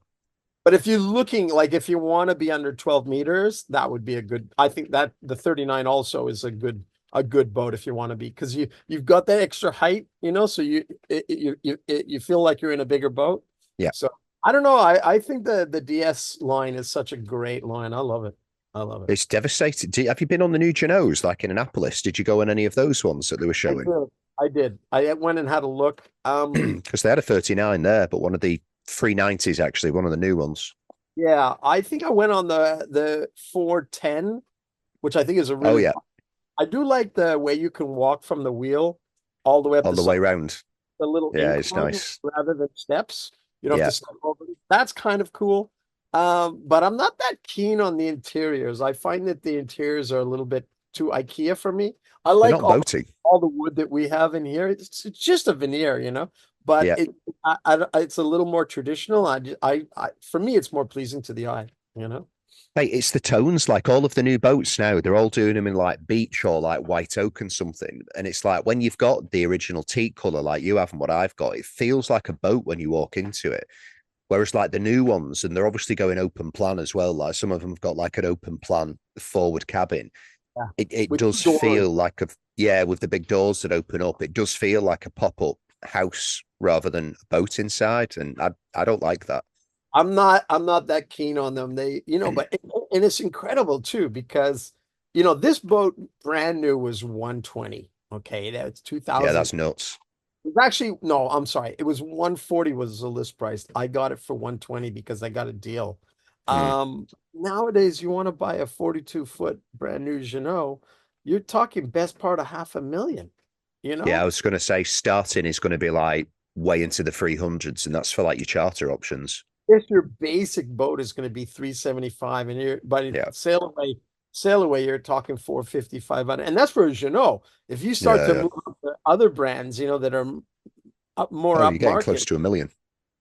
and it's like, if you got it, great. But, I think to have 100, tied up in a boat, it's a lot of money for a lot of people, but it's not insane. It's not crazy. But a million, Yeah, it's like, for me, the option would be, I'm tight. I grew up middle class. I know the yeah, value of a same. dollar. So for me, it's like, well, you can buy this 40-footer and still have 800 in the bank, or you can buy Yeah, this 40-footer for a million. It's like, yeah, do the math, like I would doesn't want make to, sense to me. yeah, if I got that first million, I think I would want to stop working and enjoy cruising, then Yeah. have 5 million, and then it makes sense to have $1 million yacht, so the math doesn't add up for me. I know there's a lot of people, the market's high and people are making a lot of money, but yeah, I don't, for me, $1 million hanging on that anchor when No, that French guy's anchor like 5 meters two away. to one. Yeah, I That would makes not sleep at night. nervous. I know enough about boats that makes me nervous. So Yeah. I don't want to have, I think the way you've done it, the way Colin's done it, where you've got a really nice boat, but you put a lot of sweat equity into your boat, Yeah. and you don't have a 500,000 out, hanging out there, or at least you didn't start that way. It's Yeah. like, to me, that's, I don't know. And I think those people who can afford a 500,000, $1 million boat, they're the same kind of people that don't have the time to use it because they're Well, tied most likely. to a business, and they've got to keep it churning, right? Whereas Yeah. we can take, we're a little more humble, we can take a time and really enjoy our boat and see the world. Well, mate, when you go, I mean, Palma Marina is the perfect example of this. There's probably no marina in the world that has got a nicer collection of sail yachts than Palma Marina. Like all of those little marinas combined, like the port area. You've Yeah. got like oysters, Halberg Rasses, 4 million, 5 million. You've got like C&B 70, 80 footers. None of them ever move. They're all there permanently. Like no one's ever using these things. To be fair, I bought this boat just when I joined like I signed the contract, and I took all my stuff from the boat I'd been working on, Mirabella 5, big sloop, Yeah. 75. And I drove up to Germany where this was in the showroom, and I put all my stuff on it. I don't remember what I was going to say. And it was in the showroom. This boat, yeah, I bought it in the showroom. No And way.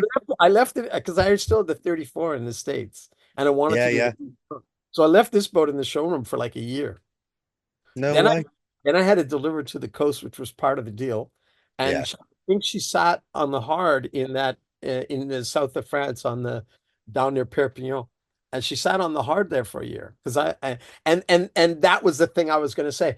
At the time, I was one of those career people on Parsifal, just started, and I just Mm, didn't have the time to take off and use my boat. So yeah.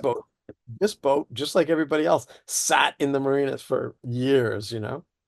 So it's Yeah, but only the it, last 5 years that I've really been cruising hard on this boat. yeah, but if you think like, okay, you spent like 140 on that boat, you probably spent a bit on it, batteries, panels, a few upgrades.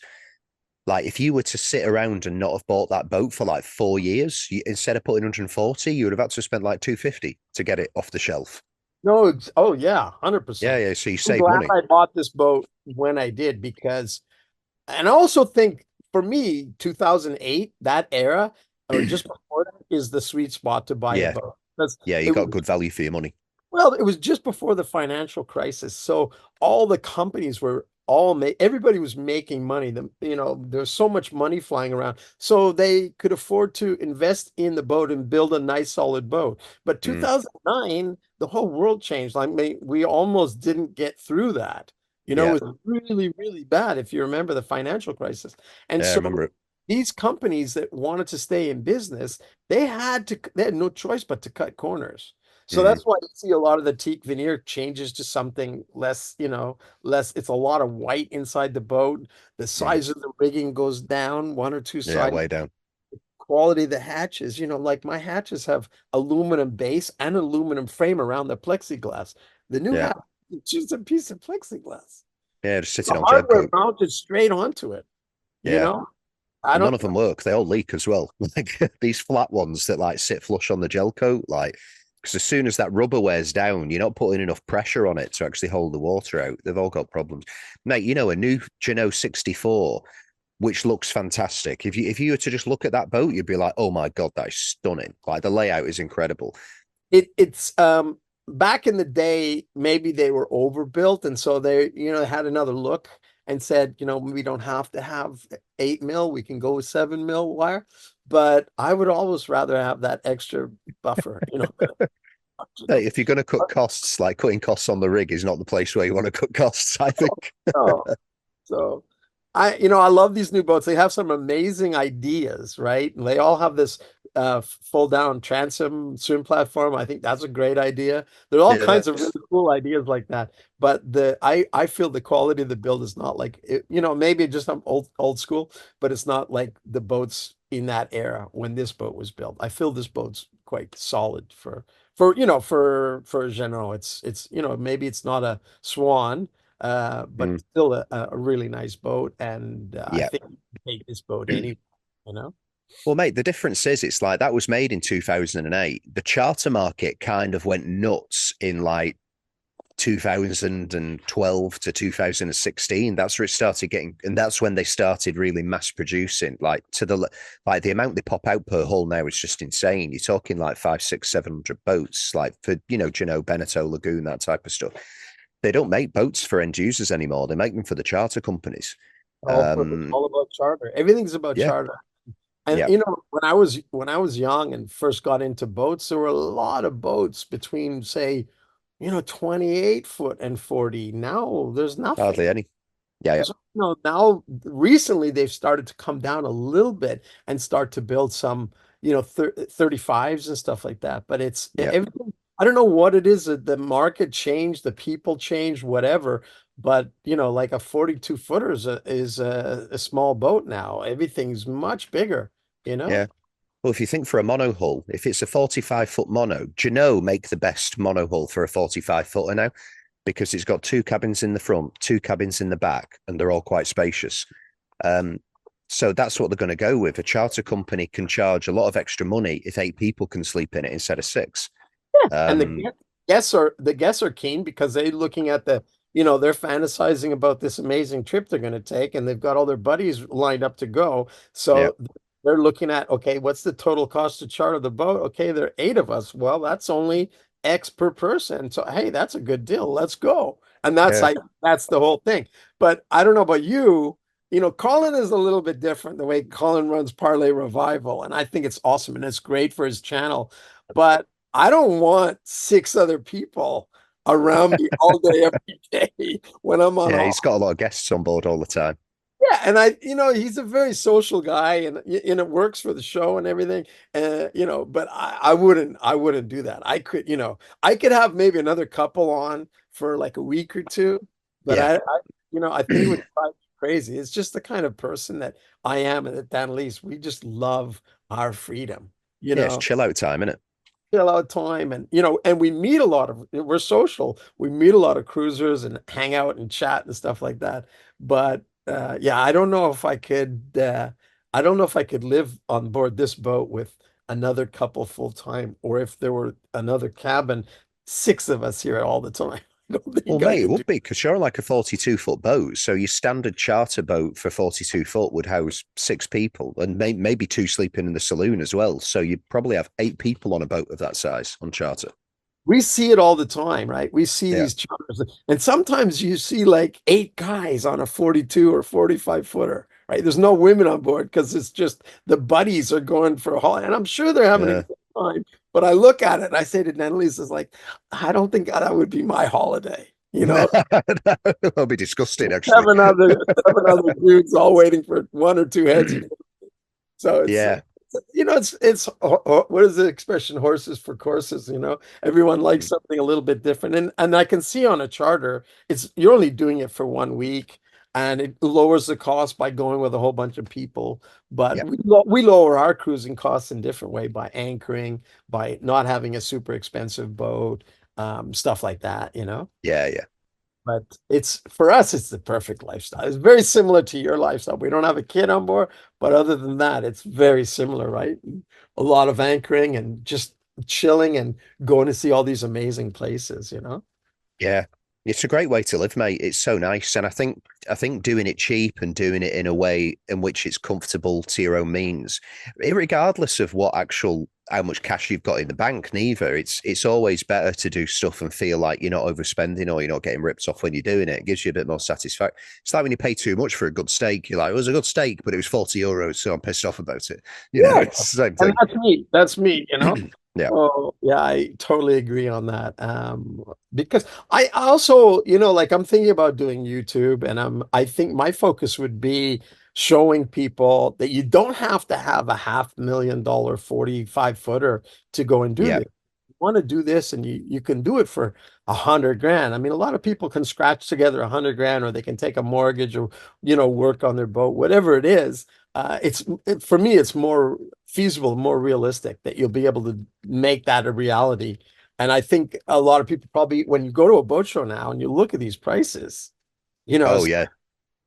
for me, I'm shocked because I bought this boat that long ago and it was nothing like that then. Yeah.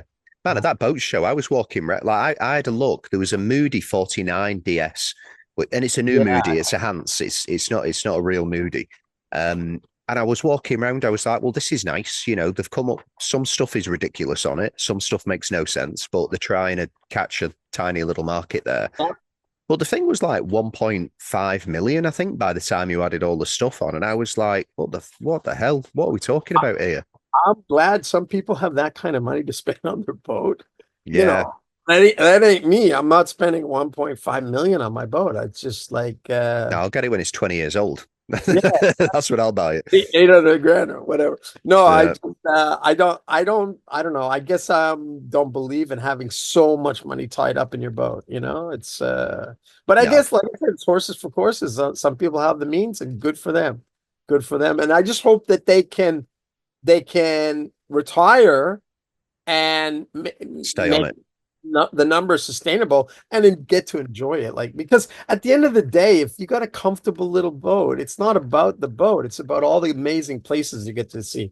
I honestly, for years working on super yachts, I feel a little bit sorry for the super rich, because they have all this stuff, all these crew to worry about, all the salaries, all the fees that they're paying. It's an enormous amount of money going out, and they go to the exact same town as I'm going to. I rock a little boat, I anchor, they're paying a few grand a night to be tied up on the dock, but they're seeing the exact same places that you and I are seeing. You know what I mean? So I feel like they should get more out of it, but they're getting pretty much the same. Of course, they're getting people who are serving them and taking care of them, but who needs all that? Do you really need all that? I don't need all that. Seeing it firsthand, no. I'm glad people have that experience, and I think it's a cool experience, but I don't need that. No, man, it's completely well, it was like last night. Like we've got our Austrian and German mates here. We took a couple of joints to the beach. We set a little fire. We had a glass of whiskey. We had some snacks. That costs like €1, maybe like €2. And that was the best time. Like, we had a great time on that beach. We spent like 3 hours there. We were like, this is just a great way to spend. And then we came back to our boat and had a few drinks on our boat. But it's like, you could be sat on Parsifal and you would have exactly the same experience, but it would probably cost you 20 grand a night. to do 30, it. 35 grand a night. 35 grand a night, But you're exactly. still only sleeping, the bed in my cabin is the same size bed as the guest cabin. Yeah. Of course, it's really nice, and I can understand the attraction. It's just not for me. I'm Yeah. much more of a simple person. Keep it simple. And more importantly, sustainable. You know what I Yeah. mean? Because you and I are probably going to be doing this most of our free time for years to come. You Yeah. know what I mean? Sailing all over the world, and I'm not quite at the stage where I'm liveaboard year round, because in the winter I'd rather go stay in my apartment or Yeah. travel, you know what I mean, for those couple months. But when the weather's good, that's all I want to do is be on my little boat and go visit all these places. Yeah, just hang out in the cockpit and go to a nice town and have a nice coffee and stuff. Mate, do you know what's nice as well about when you keep it small and keep it affordable? The number that you came up with before was great, 100 grand, which is a lot of money to a lot of especially to a lot of young cruisers. It's hard to save 100,000 euros or dollars or whatever, but it's a number that is achievable to a lot of people by the time they get into the mid 30s or 40s. And if you've got 100 grand, you can put together a good boat that will take you everywhere, and it's got everything on it, without a doubt. Exactly. And you can even do it for less. It's harder nowadays, but yeah, you can do it for less, especially if you're the kind of person like you, like Colin, and people like that, who don't mind, buy it like a storm damaged boat or buy a neglected boat and put in the sweat equity. And then Yeah. you're paying it's a lot of hard work, but you're paying yourself, you know what I mean? Yeah. And then you've got a nice home. And the other upside of that is you really know your boat, which is Oh yeah. invaluable to know your boat. When something happens or goes wrong, you understand everything about your boat because you've been in all the little nooks and crannies. You know what I mean? So Yeah. Yeah, it makes a massive difference. I mean, the thing is as well, it's that's one thing that doesn't matter how rich you are actually or how much money you've got, it might not solve your problem. Because if you're out here and you're in the winter perhaps, and like this island, there's no contractors here because the charter season's finished. Doesn't matter how much money you've got, you might not be able to move for a week if you don't know what to do. You need to wait for a diesel mechanic or a technician to come. Whereas, yeah, if you've taken everything apart and you've got all the manuals downstairs, you're good to go. You could have something wrapped up in a few hours. exactly. So self-sufficiency is a big part of it. Yeah. Mate, the other thing about cruising on a boat that is like affordable and you've built in it and you're still living within your means, it's like me and Hibber know now that because we've been on this boat for 2 years and it's a big boat, but I've already done all the work. I've invested all the money and time into new equipment and I maintain it really well. If we earn like $2,000 a month, if that's all we ever earn for the rest of our lives, $2,000 a month, we're fine. Like we can actually stay on this. Exactly. But you're not going to do that with $1 million. No, you're not. You're going to be spending that on maintenance probably a month. Yeah. And owning $1 million boat, you're probably going to pay 2 or 3 times normal for every bit of work that comes, because the guy's going to have dollar signs in his eyes when the technician comes on Yeah. to fix something for you, and he sees the boat that you've got. He's like, this guy's got cash. I'm going to grab a bit of it. You know what I mean? No, it's true. It's that's the essence of the super yacht world. We get charged up the butt for everything we do, and crazy prices. When I was in the boatyard, there was a few things that I got contractors to do. It's basically stuff that I didn't want the insurance companies to ask questions on. So I was like, no, I'll get contractors in for that because that's pretty sensible. So anything to do with the rig, or like what was the rig, the bow thruster needed some electronics changing in it, and I didn't want to start messing around with electronics because that can just blow stuff up. And then there was a couple of other tiny bits. And they came over and they gave me like surprisingly cheap prices, like quotes for stuff. I was like, oh, go for it. Okay. And then when I was asking some of the other guys who had like brand new 60, 70-foot yachts in this boatyard, I was like, how much did you pay for this? I was like, what the hell? How come they charge you that much? And then I was just like, no, if we know somebody is a multimillionaire, we'll charge them a top rate. And if we can see that you're a person who's on a boat and you haven't got that much money, we'll charge you less. And I was like, okay, I like this system. This works for me.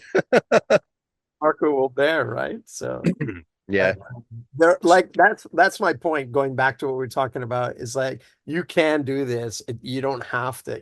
I don't know what people think out there, but I think a lot of people dream about this. We meet them all the time. If you go to a boat show or you're doing the Odyssey. A lot of people come on the Odyssey Festival because they see themselves living the same kind of lifestyle that we're doing as far as cruising lifestyle. And I think it's important that to let those people know that it doesn't have to be just a dream. It's something that you can make a reality, and it doesn't have to be super expensive. There are ways Yeah. to do it that, even if you're in a place like Turkey and it's $200 a night for a marina, you can go and anchor, Yeah. you get your solar, you get your, oh, sorry, a boat went by and we're rolling around a little bit, but get your solar, get your lithium, and be independent. Yeah. Hey, it was nice at the festival in Greece because I had my own boat there, it was a curse and a blessing in a way, because I also felt super responsible for my own boat throughout the week, where all the other skippers, including you, were like, "Oh, we're on a charter boat, it's all good, it's easy going." I had like my kids and my cats and like all my shit on board here. But what was really nice about it was, a lot of people came onto my boat and were having drinks in my cockpit, and I was showing them around and stuff, because this is a cruising boat as opposed to a charter boat. And they were like, "Oh, so how much did this cost?" And I was like, "Well, that one that you're sleeping on was 1.3. This was 130. And I worked on it for 6 months." And they were like, "What?" I was like, "Yeah, 130. You find a good deal, put some work in." Yeah, but what would your boat be worth now if you Well, want to? I actually just got it reinsured. So my friend who was over here, he's a broker, so he just did an evaluation for me.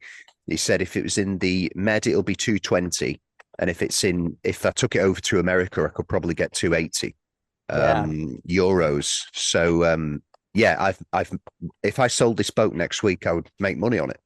Exactly. Oh, yeah, it's so true. But that's the other thing I look at when you look at these boats. And of course, I can see the attraction of a cat, a $1 million cat with all the space and all the, big cabins and all the heads and all that stuff. The It's Barleys, cool, but what's that? the Barley Ollie, 5.4. opening door. But at the same time, I'm like, for that much money, I could have 4 Avalons. I could have one Avalon in the Bahamas, one in Yeah, Greece, one in Palma, and then one in the South Pacific. And I still have change in my pocket left over, yeah. and And with the spare money, you could just fly in between them all throughout the year. you know what I mean? And but Yeah, so yeah, I don't know. It's hard to make the math work for me, but then everyone's different, right? yeah, And I have a lot of respect for the people who've been that successful in their life that they can spend $1 million on a boat. You know what I mean? yeah. I question the judgment, but I have a lot of respect for the money that But they've earned doing it. it's not me. I don't think I would in my life, any point in my life, that if I had so much money that I could have $1 million aside just for my boat, and be comfortable with that, I think I would have stopped working earlier and just say Yeah, have. For me, it's about time. I love my work. I love working on Parsifal. It's a cool job, but it is still work. yeah, it's work. There are so many other things that you want to do in your life, that places you want to see the planet, see all these cool places, have all these experiences, that the time is, to me, the most important, the most valuable commodity, not money, you know. Well, yeah, I mean, Change. it's the only thing you can't buy, and it's the only thing that might disappear tomorrow. you know, I had no idea What is about it. what is the value of a healthy year? You ask any billionaire on his deathbed how Mm, much you pay for one more healthy year, and he'll say, "Take it all." yeah, I'll keep a couple million, but take the rest. So what's a year of healthy life? Is $1 billion, a billion, $10 maybe. billion. It's super valuable. And so you have to always keep that in the back of your mind. I think Yeah. the world we live in now, we get kind of caught up with money, and so much money, and we have people who have $200 billion of wealth. Oh, it's nuts, mate. It's crazy how rich people are now. Like, I mean, you can go into marinas and see it, but like, we're talking about because I'm going to start doing some festivals with Marcos, and he's going to like bring his kitchen over from LA and stuff like that, which is going to be wild. And we were like talking about the type of people that might come to that, because they're going to be people who are coming for like Marcos's, like incredible food. And it's like some of these dudes, they're not going to think anything about like 30 grand a night on Parsifal. They'll just throw it out there. It's a good boat experience. Arsenal's not even expensive. They're boats that are multiples of what that costs. $250,000 a week to charter, but they're Mm. both 1 million a week, 2 million a week, 3 million a week. It's, I don't know. It's just, it seems like it's gone a little bit out of whack. The whole thing. Yeah, People, it's got out of control. I was on what's his name, Abramovich's boat. I did a tour with my boss on Abramovich's boat. The Uh, motorboat. yeah, Yeah, Eclipse, yeah. Eclipse, He and had it in Dubai for a while. I'm sure we saw it in Dubai. yeah, she's actually, I saw her this summer now because of all the sanctions. She was hiding out in Turkey. She was tied up Okay. in Marmaris, and his other boat was in Gocek. I think it's Solaris, another big boat. Yeah. Uh, but people spending that was supposed to be a $400 million boat, but I think by the time they built it, Lursen had a lot of trouble. I think almost went into bankruptcy over it, or Blum and Voss. But it came to about 800 million euros, and at the time that was like a billion. So imagine somebody has $1 billion for their freaking boat. I mean, it's starting to get a bit crazy. You know what I mean? Yeah, it is a bit crazy, mate. Well, how much did Jeff Bezos? I was talking to one of the carpenters who worked on Jeff Bezos's boat, and I don't know if it's true or if he just hates Jeff Bezos because a lot of people don't like him. But he was saying that went through like 3 revisions of interior refit, and his wife or his girlfriend or something. I think she was like a TV presenter in Latin America or something like that. I might be wrong on that, but I think that's my. But yeah, she was just like, I might get libeled for this, but she was coming in and she was just like, no, change this, change that, and he was like, the cost of like the revisions to that boat were in the hundreds of millions. Yeah. I mean, when you get up into that stratospheric, realm, then money becomes meaningless. So if you want something in a certain way, how much it costs doesn't even factor in. I mean, Yeah, I think Koru, the boat, his big sailboat. yeah, I saw it when I was in Fort Lauderdale last December. Um, I think it's a $500 million boat, something like that. mm. But for a guy who's worth 200 billion, you Yeah. know, It's peanuts. under the sofa cushions, right? It's just like, Yeah, it's oh, if you got to spend another 100 million to change all the leather or whatever it is. And the prices in super yachts, I mean, they just pull numbers out of their butt and just say, well, this is how much it is. And it's like, that you pay it. That's it. So it's a crazy world. It's cool. I mean, the boats to me are works of art. yeah, They're amazing. If I'm sure you've traveled all over Europe, and we go and visit palaces, and some super rich dude built a palace, and now it's a work of art that we can all enjoy for $15 to get in. And yeah, they're things of beauty for sure. And boats are the same way, but it just seems like there's so much of it now. When I started in the mm, industry 24 years ago, I think the biggest boat would have been Lady Mora, which I think mm. is 80 meters. And now they're pushing 180 meters, and that's not twice as big. That's like 8 times as big, because it's not just length. Boats are Yeah, not it's the weight and the the breadth of depth. it and everything. So yeah, it seems like we've gone a little bit crazy with the whole super yacht thing. It's like, and Yeah, where's it gonna end? And you have these boats that are, I guess 160 meters or up to 500 feet. Which marinas are you going to go to? Which yeah. ports? Right? Still Mate, we're got gonna have foiling super yachts in a few years. I can oh see my it happen. God. We talked about it last time. There is one foiling. I think it's a 45-meter. Can't remember if it was Vitters or who built it, or Baltic. But yeah, crazy world we live in. But it's interesting and fun. Yeah, Speaking it's interesting. Speaking of foiling, I just read something online last night that it seems like the people involved are saying the next America's Cup won't be in Barcelona. That they've Oh already yeah, It's not going to happen there. Yeah, why I is think that? I don't know. It's don't quote me on this because I could be completely wrong. But I read something late last night in the news saying that the city council of Barcelona said, yeah, we enjoyed having it, but I think the numbers didn't work out exactly how they had planned, or maybe there was a little bit of backlash from the public saying, hey, you're spending 100 million. I think they paid a big chunk, but a few different parties paid big chunks. Mm, But so maybe it's not going to be hosted there. And it sounds like the next one is in 2 years, that's 2026. weird. Yeah. Spain are doing all this like anti-foreigner thing though at the moment. Like they've been protesting the whole year. Like, no, we want our beaches back. That's what they're saying, and they're protesting it and stuff. Which is quite crazy for a country like Spain because they more or less are very well. The coastal places are like completely dependent on tourists coming in and enjoying the beaches. I think it's a So it bit of might be a bit a to do with that. I think it's a bit of a mistake because, tourism is a big industry, Yeah, and there's a lot of benefits from it. But yeah, we're dealing with over tourism in some places. It affects us all if we go somewhere and you can't get a room, or there's nowhere to park, or so all of that has to be managed. But this past summer, I think in Barcelona, people were walking around with water pistols spraying tourists. It's like, hang on a yeah, yeah, sec, that guy is not your enemy. He's helping to keep your taxes down because he's bringing a lot of money to your home state, your city. And he's just a guy on holiday. If you've never gone on a holiday, then you know what I mean? Why are you targeting that guy? Make your yeah. protest, but don't target people who've got on a plane or got in a It's car and come to visit your beautiful city, and yeah, you're it's nuts. them the scapegoat. It's any individual tourist is not the problem. It's we have to manage the whole picture, but it's not one Yeah, individual tourist, because if it's, I guarantee Barcelona or any other major city would suffer enormously if there's tourism stopped. So, oh yeah.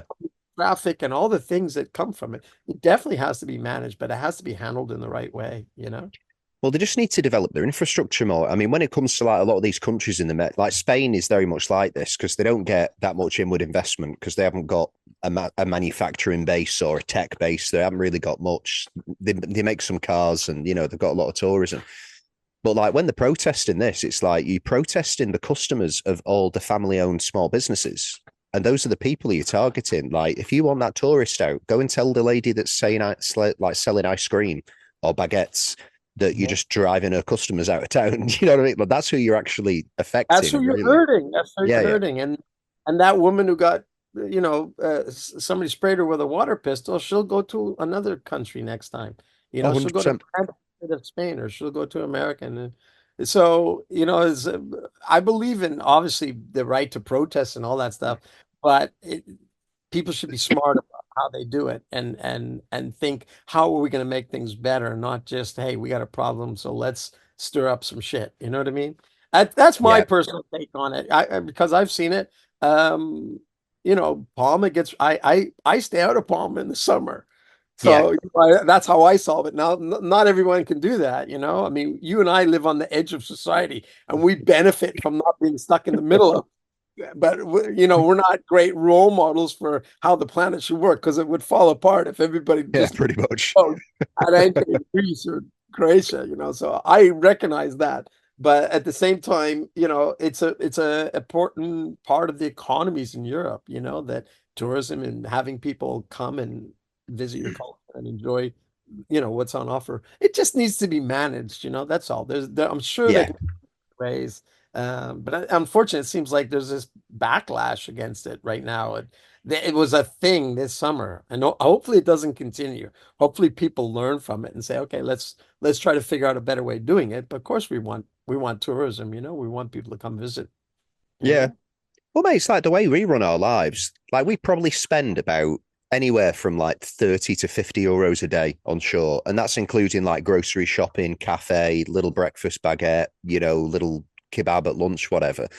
So like, okay, let's say maybe there's 15 euros of profit a day. That's paying for the grocery bills of some family on this little island here. Do you know what I mean? And that's actually invaluable. That is what's feeding people. That's why I think that, I think Greece has got the right way of doing things, where Yeah. they encourage cruisers, not just charters, but cruisers, Oh liveaboard yeah. people, or people who come and visit with their own boat, whether it's on a boat or in a camp or whatever. They're obviously, those people, a lot of them, it's savings, they're retired or whatever, but they're contributing to the local economy. So I Yeah. think Greece does a pretty good job of supporting that with, it's not all massive marinas and all the money's going into one company's pocket. It's spread out amongst the community. I think, to me, that's important. you know? Yeah, yeah, it makes a lot of sense, and it makes it nicer as well. Like one of the best things about Greece is if you hang out on anchor, like like this year we've just like gone for chill out zone because we've done so much sailing over the past 2 years, going backwards and forwards across the Med and ocean passages and shit. We're just chilling now, and like because the Greeks are so friendly. Like if you spend like 3 weeks in one place and you get to know the dude at the cafe shop and the lady at the ice cream place, they adopt you. Like they become your friends. They give you free shit every time you go in. That's like big smiles. So they want to go and see your kid. Like it's so nice to be able to do that as well. Yeah, we experienced that in when we were in Samos, because we Yeah, go back to the same restaurants and shops and yeah, stuff, get to know the people. So yeah, no, that's a fun thing. When we do kind of set down roots a little bit and spend, like you're gonna spend the winter somewhere in one place, yeah, and you become more a part of the community, little less transient for that time. yeah. But it's great for the local community. Like we're going to anchor up around here, and then maybe Porticelli as well for the winter. So it's like two, beachside communities in Greece. Like we'll put 3, 4, 5 grand over the winter into all these places and spend some money and stuff. And that's money that the country, that would be in a bank account in the UK otherwise. So they're only Exactly. benefiting from it. Where's Port Heli? So that's like it's a little bit south and then a little bit west of here. So when you go past like Dokos Spetsis, Yeah. which is where we were anchoring for the festival, it's literally just around the corner from then. Super Right. protected, loads of little bays. It's a great place for the winter. That's one place that we haven't got a chance to go. We were hoping to, when we went up through the Corinth, we were going to rent a car and drive down to Napflio or Oh, well, it's Naplion. close to there. Yeah. Yeah, and because I've never, I've been in different parts of the Peloponnese, but I've never been there, and I know there's some really cool ruins and stuff like that. So, Nathalon was like the original capital of Greece, I think. Or maybe was not it? Greece as in Greece, but Greece as in like the empire it was back in the time. But I'm sure it was the capital like a long, long time ago. Yeah. Yeah, we wanna go and see. I mean, we're gonna spend a lot of time in Greece in the future. That's kind of where we'll finish our cruising days. Will be based Yeah. at. It's perfect. It's perfect. Yeah, it's so I easy, hope mate. it doesn't change. I hope it doesn't go like Turkey, or Croatia, where they start to have ridiculous prices. I don't think it will. They're so chilled out, these people, and the government is so relaxed over here. And mate, it's all set up, man. You've got your cruising tax that you pay every month now. Like we pay €130 a month, Yeah. but that gives us access to like $15 a night marinas. It gives us access to dinghy docks everywhere, which you don't get in Italy. You don't get in the Balearics. Those are luxuries. They are luxuries actually in like Italy and the Balearics. Need dock sometimes. It's Yeah. hard to find some place to rock up and buy water. Oh yeah, it's Italy. That's a nightmare. You have to go into like a €200 a night marina to get water. Trash in Italy. Oh my God. There's no Yeah. trash cans anywhere because they No, I say, oh, we're know. keeping everywhere clean. But you go to the beaches and they're littered with trash. So it's obviously not working. They don't put any, so it's a bit of a, but yeah, I can remember in Sardinia, I mean, moving trash from Parsifal was a Oh massive operation. gosh, yeah, that'd be a nightmare. You had to call the agent. The agent had to book the guy. You had to separate this into clear bag. It's great. It's great that people are separating garbage so that, we're more efficient, and recycling and all that's really important. But it was a bit of a nightmare. And of course, they've used that whole concept to kind of scam. So it's like Yeah, $15 a bag of garbage or $20 a bag of garbage. yeah, It's it's nuts. get a little bit crazy. Yeah, mate, our lazarettes were literally stuffed to the brim with like week old trash that we then offloaded when we got into Greece. We checked into the first marina and we are like, oh my God, massive garbage cans. That's amazing. Just dump them straight in. But we had to sail like a few hundred miles to get rid of our trash outside of Italy. Really? Yeah. Oh, Croatia hasn't been too bad about that. You can usually find dumpsters. But yeah, Turkey, we went into fuel, and often fuel docks will allow you to take water if they're not too busy. Yeah. Some of them like, no, no, there is no water here. It's like, oh, shoot, where am I going to get water? Go stay in the marina. It's like $150 a night for water. It's like, Yeah. I'm only going to be there half an hour to get the water. Sorry, it's still $150. It's Yeah. like, It's We need to start. Maybe we need to start. Maybe the cruisers need to start protesting. That's maybe what we need to start doing in some of these I don't places. know. I don't know if there are enough of us, but There's not, but you can do it on maybe Twitter. I don't know. Or just we can vote with our feet or with our with our sails and Yeah, just go to Greece. yeah. Actually, yeah. Just pick the country where they're making it easy for us. Yeah, that's the best way to do it. So yeah, I can't wait. I can't wait to get. We may end up back in Greece for a little bit in the Ionian in the spring on our way around Italy. We might stop there because it's so Oh, lovely. we'll be in the Ionian in the spring. We're lifting out in January. I think Cleopatra Marine. I think we're getting the keel bolts changed, masts coming down, getting Yeah, the bottom sandblasted, installing some underwater lights on the boat, which I'm super excited about. I love Um, I love Preveza. I kept my boat in Cleopatra Marine like I don't know, probably 20 years ago. But yeah, it's great, great little town, and yeah, they got a little airport there, right? A little yeah. charter flights, and in the season they have regular flights in and out of Preveza. So Yeah, yeah, it's a good spot to get you. So yeah, I think we'll be in like Zakynthos, Kefalonia, Lefkada. I think we'll be in all those places for spring. So we'll probably see you there. yeah, it's beautiful. I just read somewhere that they're not going to continue to open the Levkis Bridge, the canal bridge anymore. I Why? just went through it. I went through it about, I don't know, I guess 2 months ago now, or 2.5. But I was Oh, reading in so a you need to go all the way around now. have to go around. That's It massive. seems crazy, but yeah, they said they had a concession for 25 years or something, and they lost the concession and they've given it up. I don't know if it's true. It seems kind of crazy because what about Levkis Marina? I mean, Yeah, a massive marina, and the only way to get there from Corfu is going to be go all all the way around round. Vasiliki and come all the way back up. Why would anybody go all the way up there? No, that's silly. It's going to harm the town. I think there'll be some sort of solution to that because otherwise, why would you go all the way up there? You'd stop at Nidri because you've got all Mhm. this stuff around Nidri. Nidri's got a new marina, huh? Yeah, They some pontoons. Yeah, but I mean, there's concrete pontoons. It was all closed off when I was just there, but that's a new one. And then there was another one in Vasiliki also. I I was think there. the one in Nidri is for charter boats. I think that's going to be taken up by charter companies. Oh, is it? I think Because I so. was Yeah. there's an article in like Yachting World about it because there's actually, Vliho, I think it's called Vliho, that bay just south of Nidri town, that big bay that they Oh, the want to, big protected one. Yeah. yeah, and that they want to build a massive marina in there. I don't know if it's going to happen. Oh no. Plans for a massive marina in that area. But there was a new marina. And, they were just getting everything set up, but there was a line across it, so you couldn't go in. We ended up tying up on one of the floating docks just a little bit south of town. Yeah. Um, Yeah. like I think we paid like 25, 35 or something. Yeah. Water, electricity included. It was perfect. Yeah, we've got some friends who just anchored like in the bay just across from there, and they during the winter they don't run the water maker because they don't use enough water to actually justify keeping it running. So they Right. were just going over to those floating pontoons and getting water like every few weeks, and like they were paying nothing hardly for it. So yeah, super convenient. Oh, that'd be a shame if they turned that spot into a marina.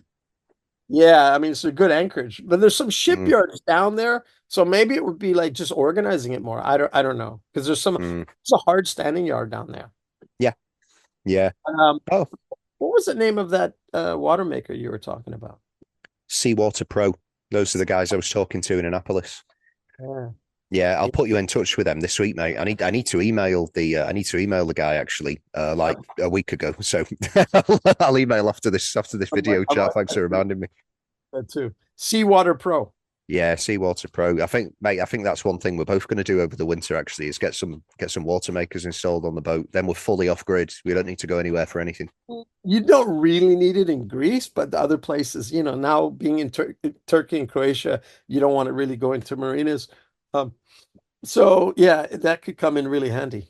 Well, the nice thing is, mate, even for Greece, like we decided next year, like I think next year we'll start off in the Ionian for the spring, and then I really want to get up to like Thessaloniki, like go up to the north on the other side because Thessaloniki is beautiful. Like, it's quiet as well because there's not that many charter boats there. But like Mm. we decided through the summer, like we're completely avoiding all the main charter spots because like when we first arrived in Greece, it was just getting into August and getting on the quay walls was impossible in some places. Like there was no spots. I think that the trick that I use is I just, anchor nearby and try to go first thing in the morning. Yeah, So that's the only way you can do it. just as spots are opening up and you arrive at like 11 o'clock. Yeah, And then 11 o'clock. sometimes you can score a spot like that because most of the municipal places, they don't, there's no reservation system. So it's Yeah, first come, first serve. If you can get onto the dock, you're good to go. But yeah, I'm sure a lot of the charter companies have deals with the local, whoever kind of manages the town yeah, yeah. dock, kickbacks and Yeah, people. yeah. There's definitely a lot of that. Yeah. Well, we figured out if you want to try and get onto a key wall to top it your water, do it on a Saturday morning because all the charter boats are back at the bases on Friday night. So Saturday morning, you're guaranteed. And if it's Tuesday, forget it. You're waiting out till Friday. You're not going to have any water for 5 days. Through the marina where we left the boat for the Annapolis Boat Show, Dan Lee stayed on board. But they have a big, I think, mooring sunsail base. Oh, yeah. But and I called them and said, "Hey, I want to book like a week," and they're like, we're Not not happening. available." The only thing that's not available is like Friday night. That's the only thing Yeah. that's not, but that blocks out the whole week. So if Yeah. you go there on a Thursday, it's empty. You go there on a Friday afternoon, it's chalkers. And then Yeah. Saturday, they're all gone again. Just Yeah. like where were we in Alamos. Alamo? It's the same thing. It's a kind of a weird thing, and maybe they should advertise and manage and let people know, look, these times you can't come, but any other time you can come. Like Yeah. when I was in Mykonos, it was the same thing. It was hard to get a reservation. But as long as the charter boats weren't it's not a charter base, but a lot of boats will come from Alamos and whatever those places and get down to Mykonos and then shoot back up. Mm. But as long as because it's municipal, so it's like I think I paid $15 a night in Mykonos. Yeah. It's nice and cheap. Yeah. When you can get on. Yeah, it is. It is great. They're completely catered towards the child. Well, mate, it's like, do you know what was fascinating for me when we did the Odyssey Sailing Festival in Greece was like coming back into the marina on the Friday My between the God, hours of 1 and 4. There was 500 boats I know. like I know coming back I got in. there It and was I wild. hitting on it because I couldn't believe it. We had like Yeah, 20, probably 50 boats in front of us and another 100 behind us. It's yeah, just it was nuts, mate. Like I turned around and I got on the radio to all the skippers. Like I was like, has everybody like looked around to see what's going on? There was just hundreds of boats all like pointing in one direction. I was like, I've never seen anything like it's like the end of the world and everyone's leaving or returning somewhere. Do you know what I mean? It was wild to see. very, very interesting to see. That's a big marina, Alamos, right? And it's just chockers full of charter boats, isn't it? Yeah, mate. So we kept our boat in there for like 4 nights before the festival, like getting everything ready. And I was begging them since January to let me in, and they would not. They would not let me in. And it got to I was then calling the CEO of the charter company that we were using for the festival. I was like, can you please tell them that it is smart for them to let me in? I've got like the biggest sailing influences in the world. I've got like TV sailors, like coming in here. I need to be in this marina, and they still wouldn't. And the day of when we were arriving, they still wouldn't let me in. I had to call the guy again, and he was like, right, I'll deal with it now. And then he said, okay, you can come in for 4 days. And then I was like, can I come in when the festival finishes? And they were like, you're going to have to talk to us midweek to find out. I was like, what the hell? It's crazy. Yeah. I mean, yeah, I guess I'm glad that people go out on boats, that's a good thing.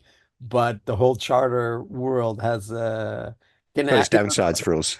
it has downsides for people who live on their boats, for Yeah, sure. yeah, very much so. But we can get 10-year-old boats at like half the price, and there's going to be loads available. So yeah, there's nice parts to it. Hopefully all those people that are chartered like right now, Mm. hopefully a lot of them will buy their boats and charter less and be cruisers. And then the whole dynamic will change a little bit towards cruisers in the future, Yeah, where the business model of catering just to charters doesn't add up as much anymore, but yeah, catering to cruisers does, that kind of fills in the gaps or whatever. But yeah. yeah, Do I you mean, know what, mate? There's going to be an interesting experiment over like the next 5 years because, like, the way the used boat market works now, especially in the Med, it's basically what comes out of charter when it's 5 years old, and that's what's available. And like the boats coming out now are boats that were made in like 2018, 19. Those are the ones that are generally hitting the private sale market. If smaller charter companies aren't buying them, those are the ones. So like the Lagoon 50s, which is the one that you've sailed on for the past two festivals, they're a great big catamaran. They were like 850 new. The new Right. Lagoon 51 that's coming out this year, that's 1.3 new.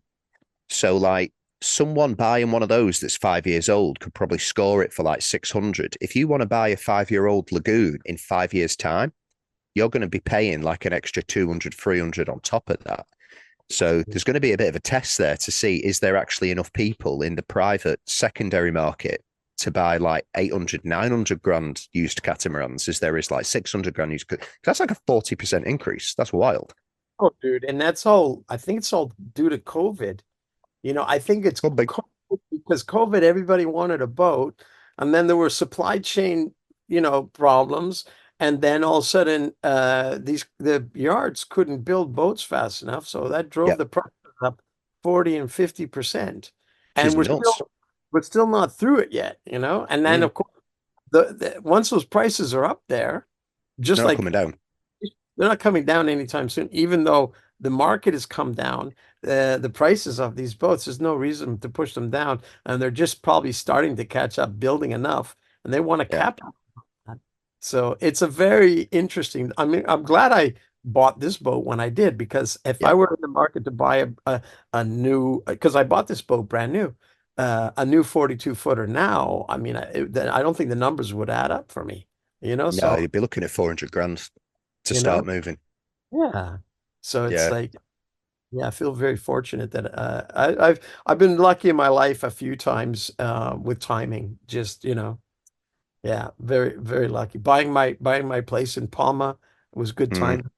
And I can remember being fully employed through a couple financial crises that yeah, I that's nice. the job I had was, you know what I mean? And I know a lot of people suffered, but I was lucky. So I can consider myself fortunate that I've been able to weather some of those storms and be in the right place, doing the right thing at the right time. It's not going to last forever. Sooner or later, my luck's going to run out. But yeah, I've been pretty fortunate. Yeah, I was lucky with the 2008 because I just moved out of construction into oil and gas. So that's like real estate ground down to a complete halt and industrial construction ground down to a complete halt. Everybody was still using diesel and gas. So yeah, I was lucky. I kind of didn't earn nowhere near as much as I should have done for the amount of hours that I was putting in, but I got through it and I saved money. So yeah, we need to see what's going to happen over like the next few months. It might be a wild one. Yeah, exactly. No, I started working on Parsifal. My first involvement was 2008. I did some relief work.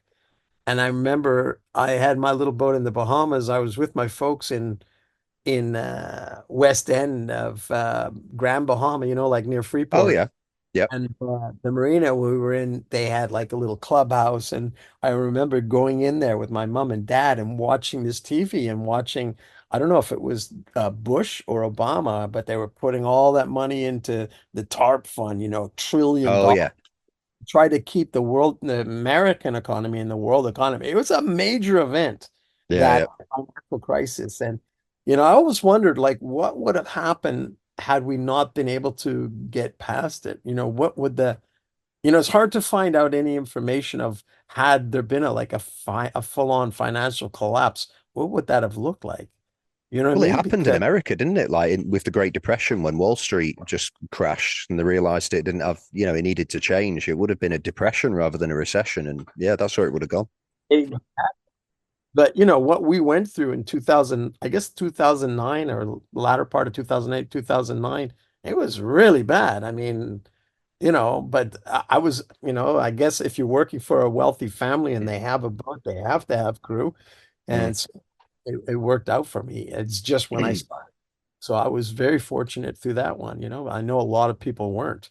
Yeah. Uh, My yeah. best position, if there is another depression, all we need is $2,000 a month and we'll live our lives exactly the way we did this year. Yeah. You know what I mean? That's the nice thing about living on a boat, is that you can weather storms. You Yeah. can, you know, um, real storms, and you know, but yeah, yeah. I think what it teaches you, being a cruiser, is you don't need much. You Yeah. need a warm, comfortable place to sleep. You need a place that you can maybe cook some food. And you need a place where you can store your food, cook your food, and that's it. And then Basics, just some friends. take some friends and walk around and cheap beer and cheap wine, walk around and look at something interesting, and you can have a very nice life, Yeah, that's absolutely true, mate. That's absolutely true.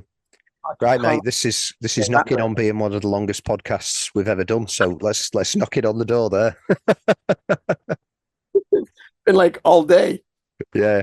Right, mate. Well, people can watch you on the television again this year. So you're on the television now on the on Parsifal Below Deck, and you're going to be at the Sailing Festival again in April, so people can come sailing with you again. And sounds like we might meet up in the Ionian in spring. Exactly. It'll be cool. Right, mate. It's been a good one. Good one. Thanks, man.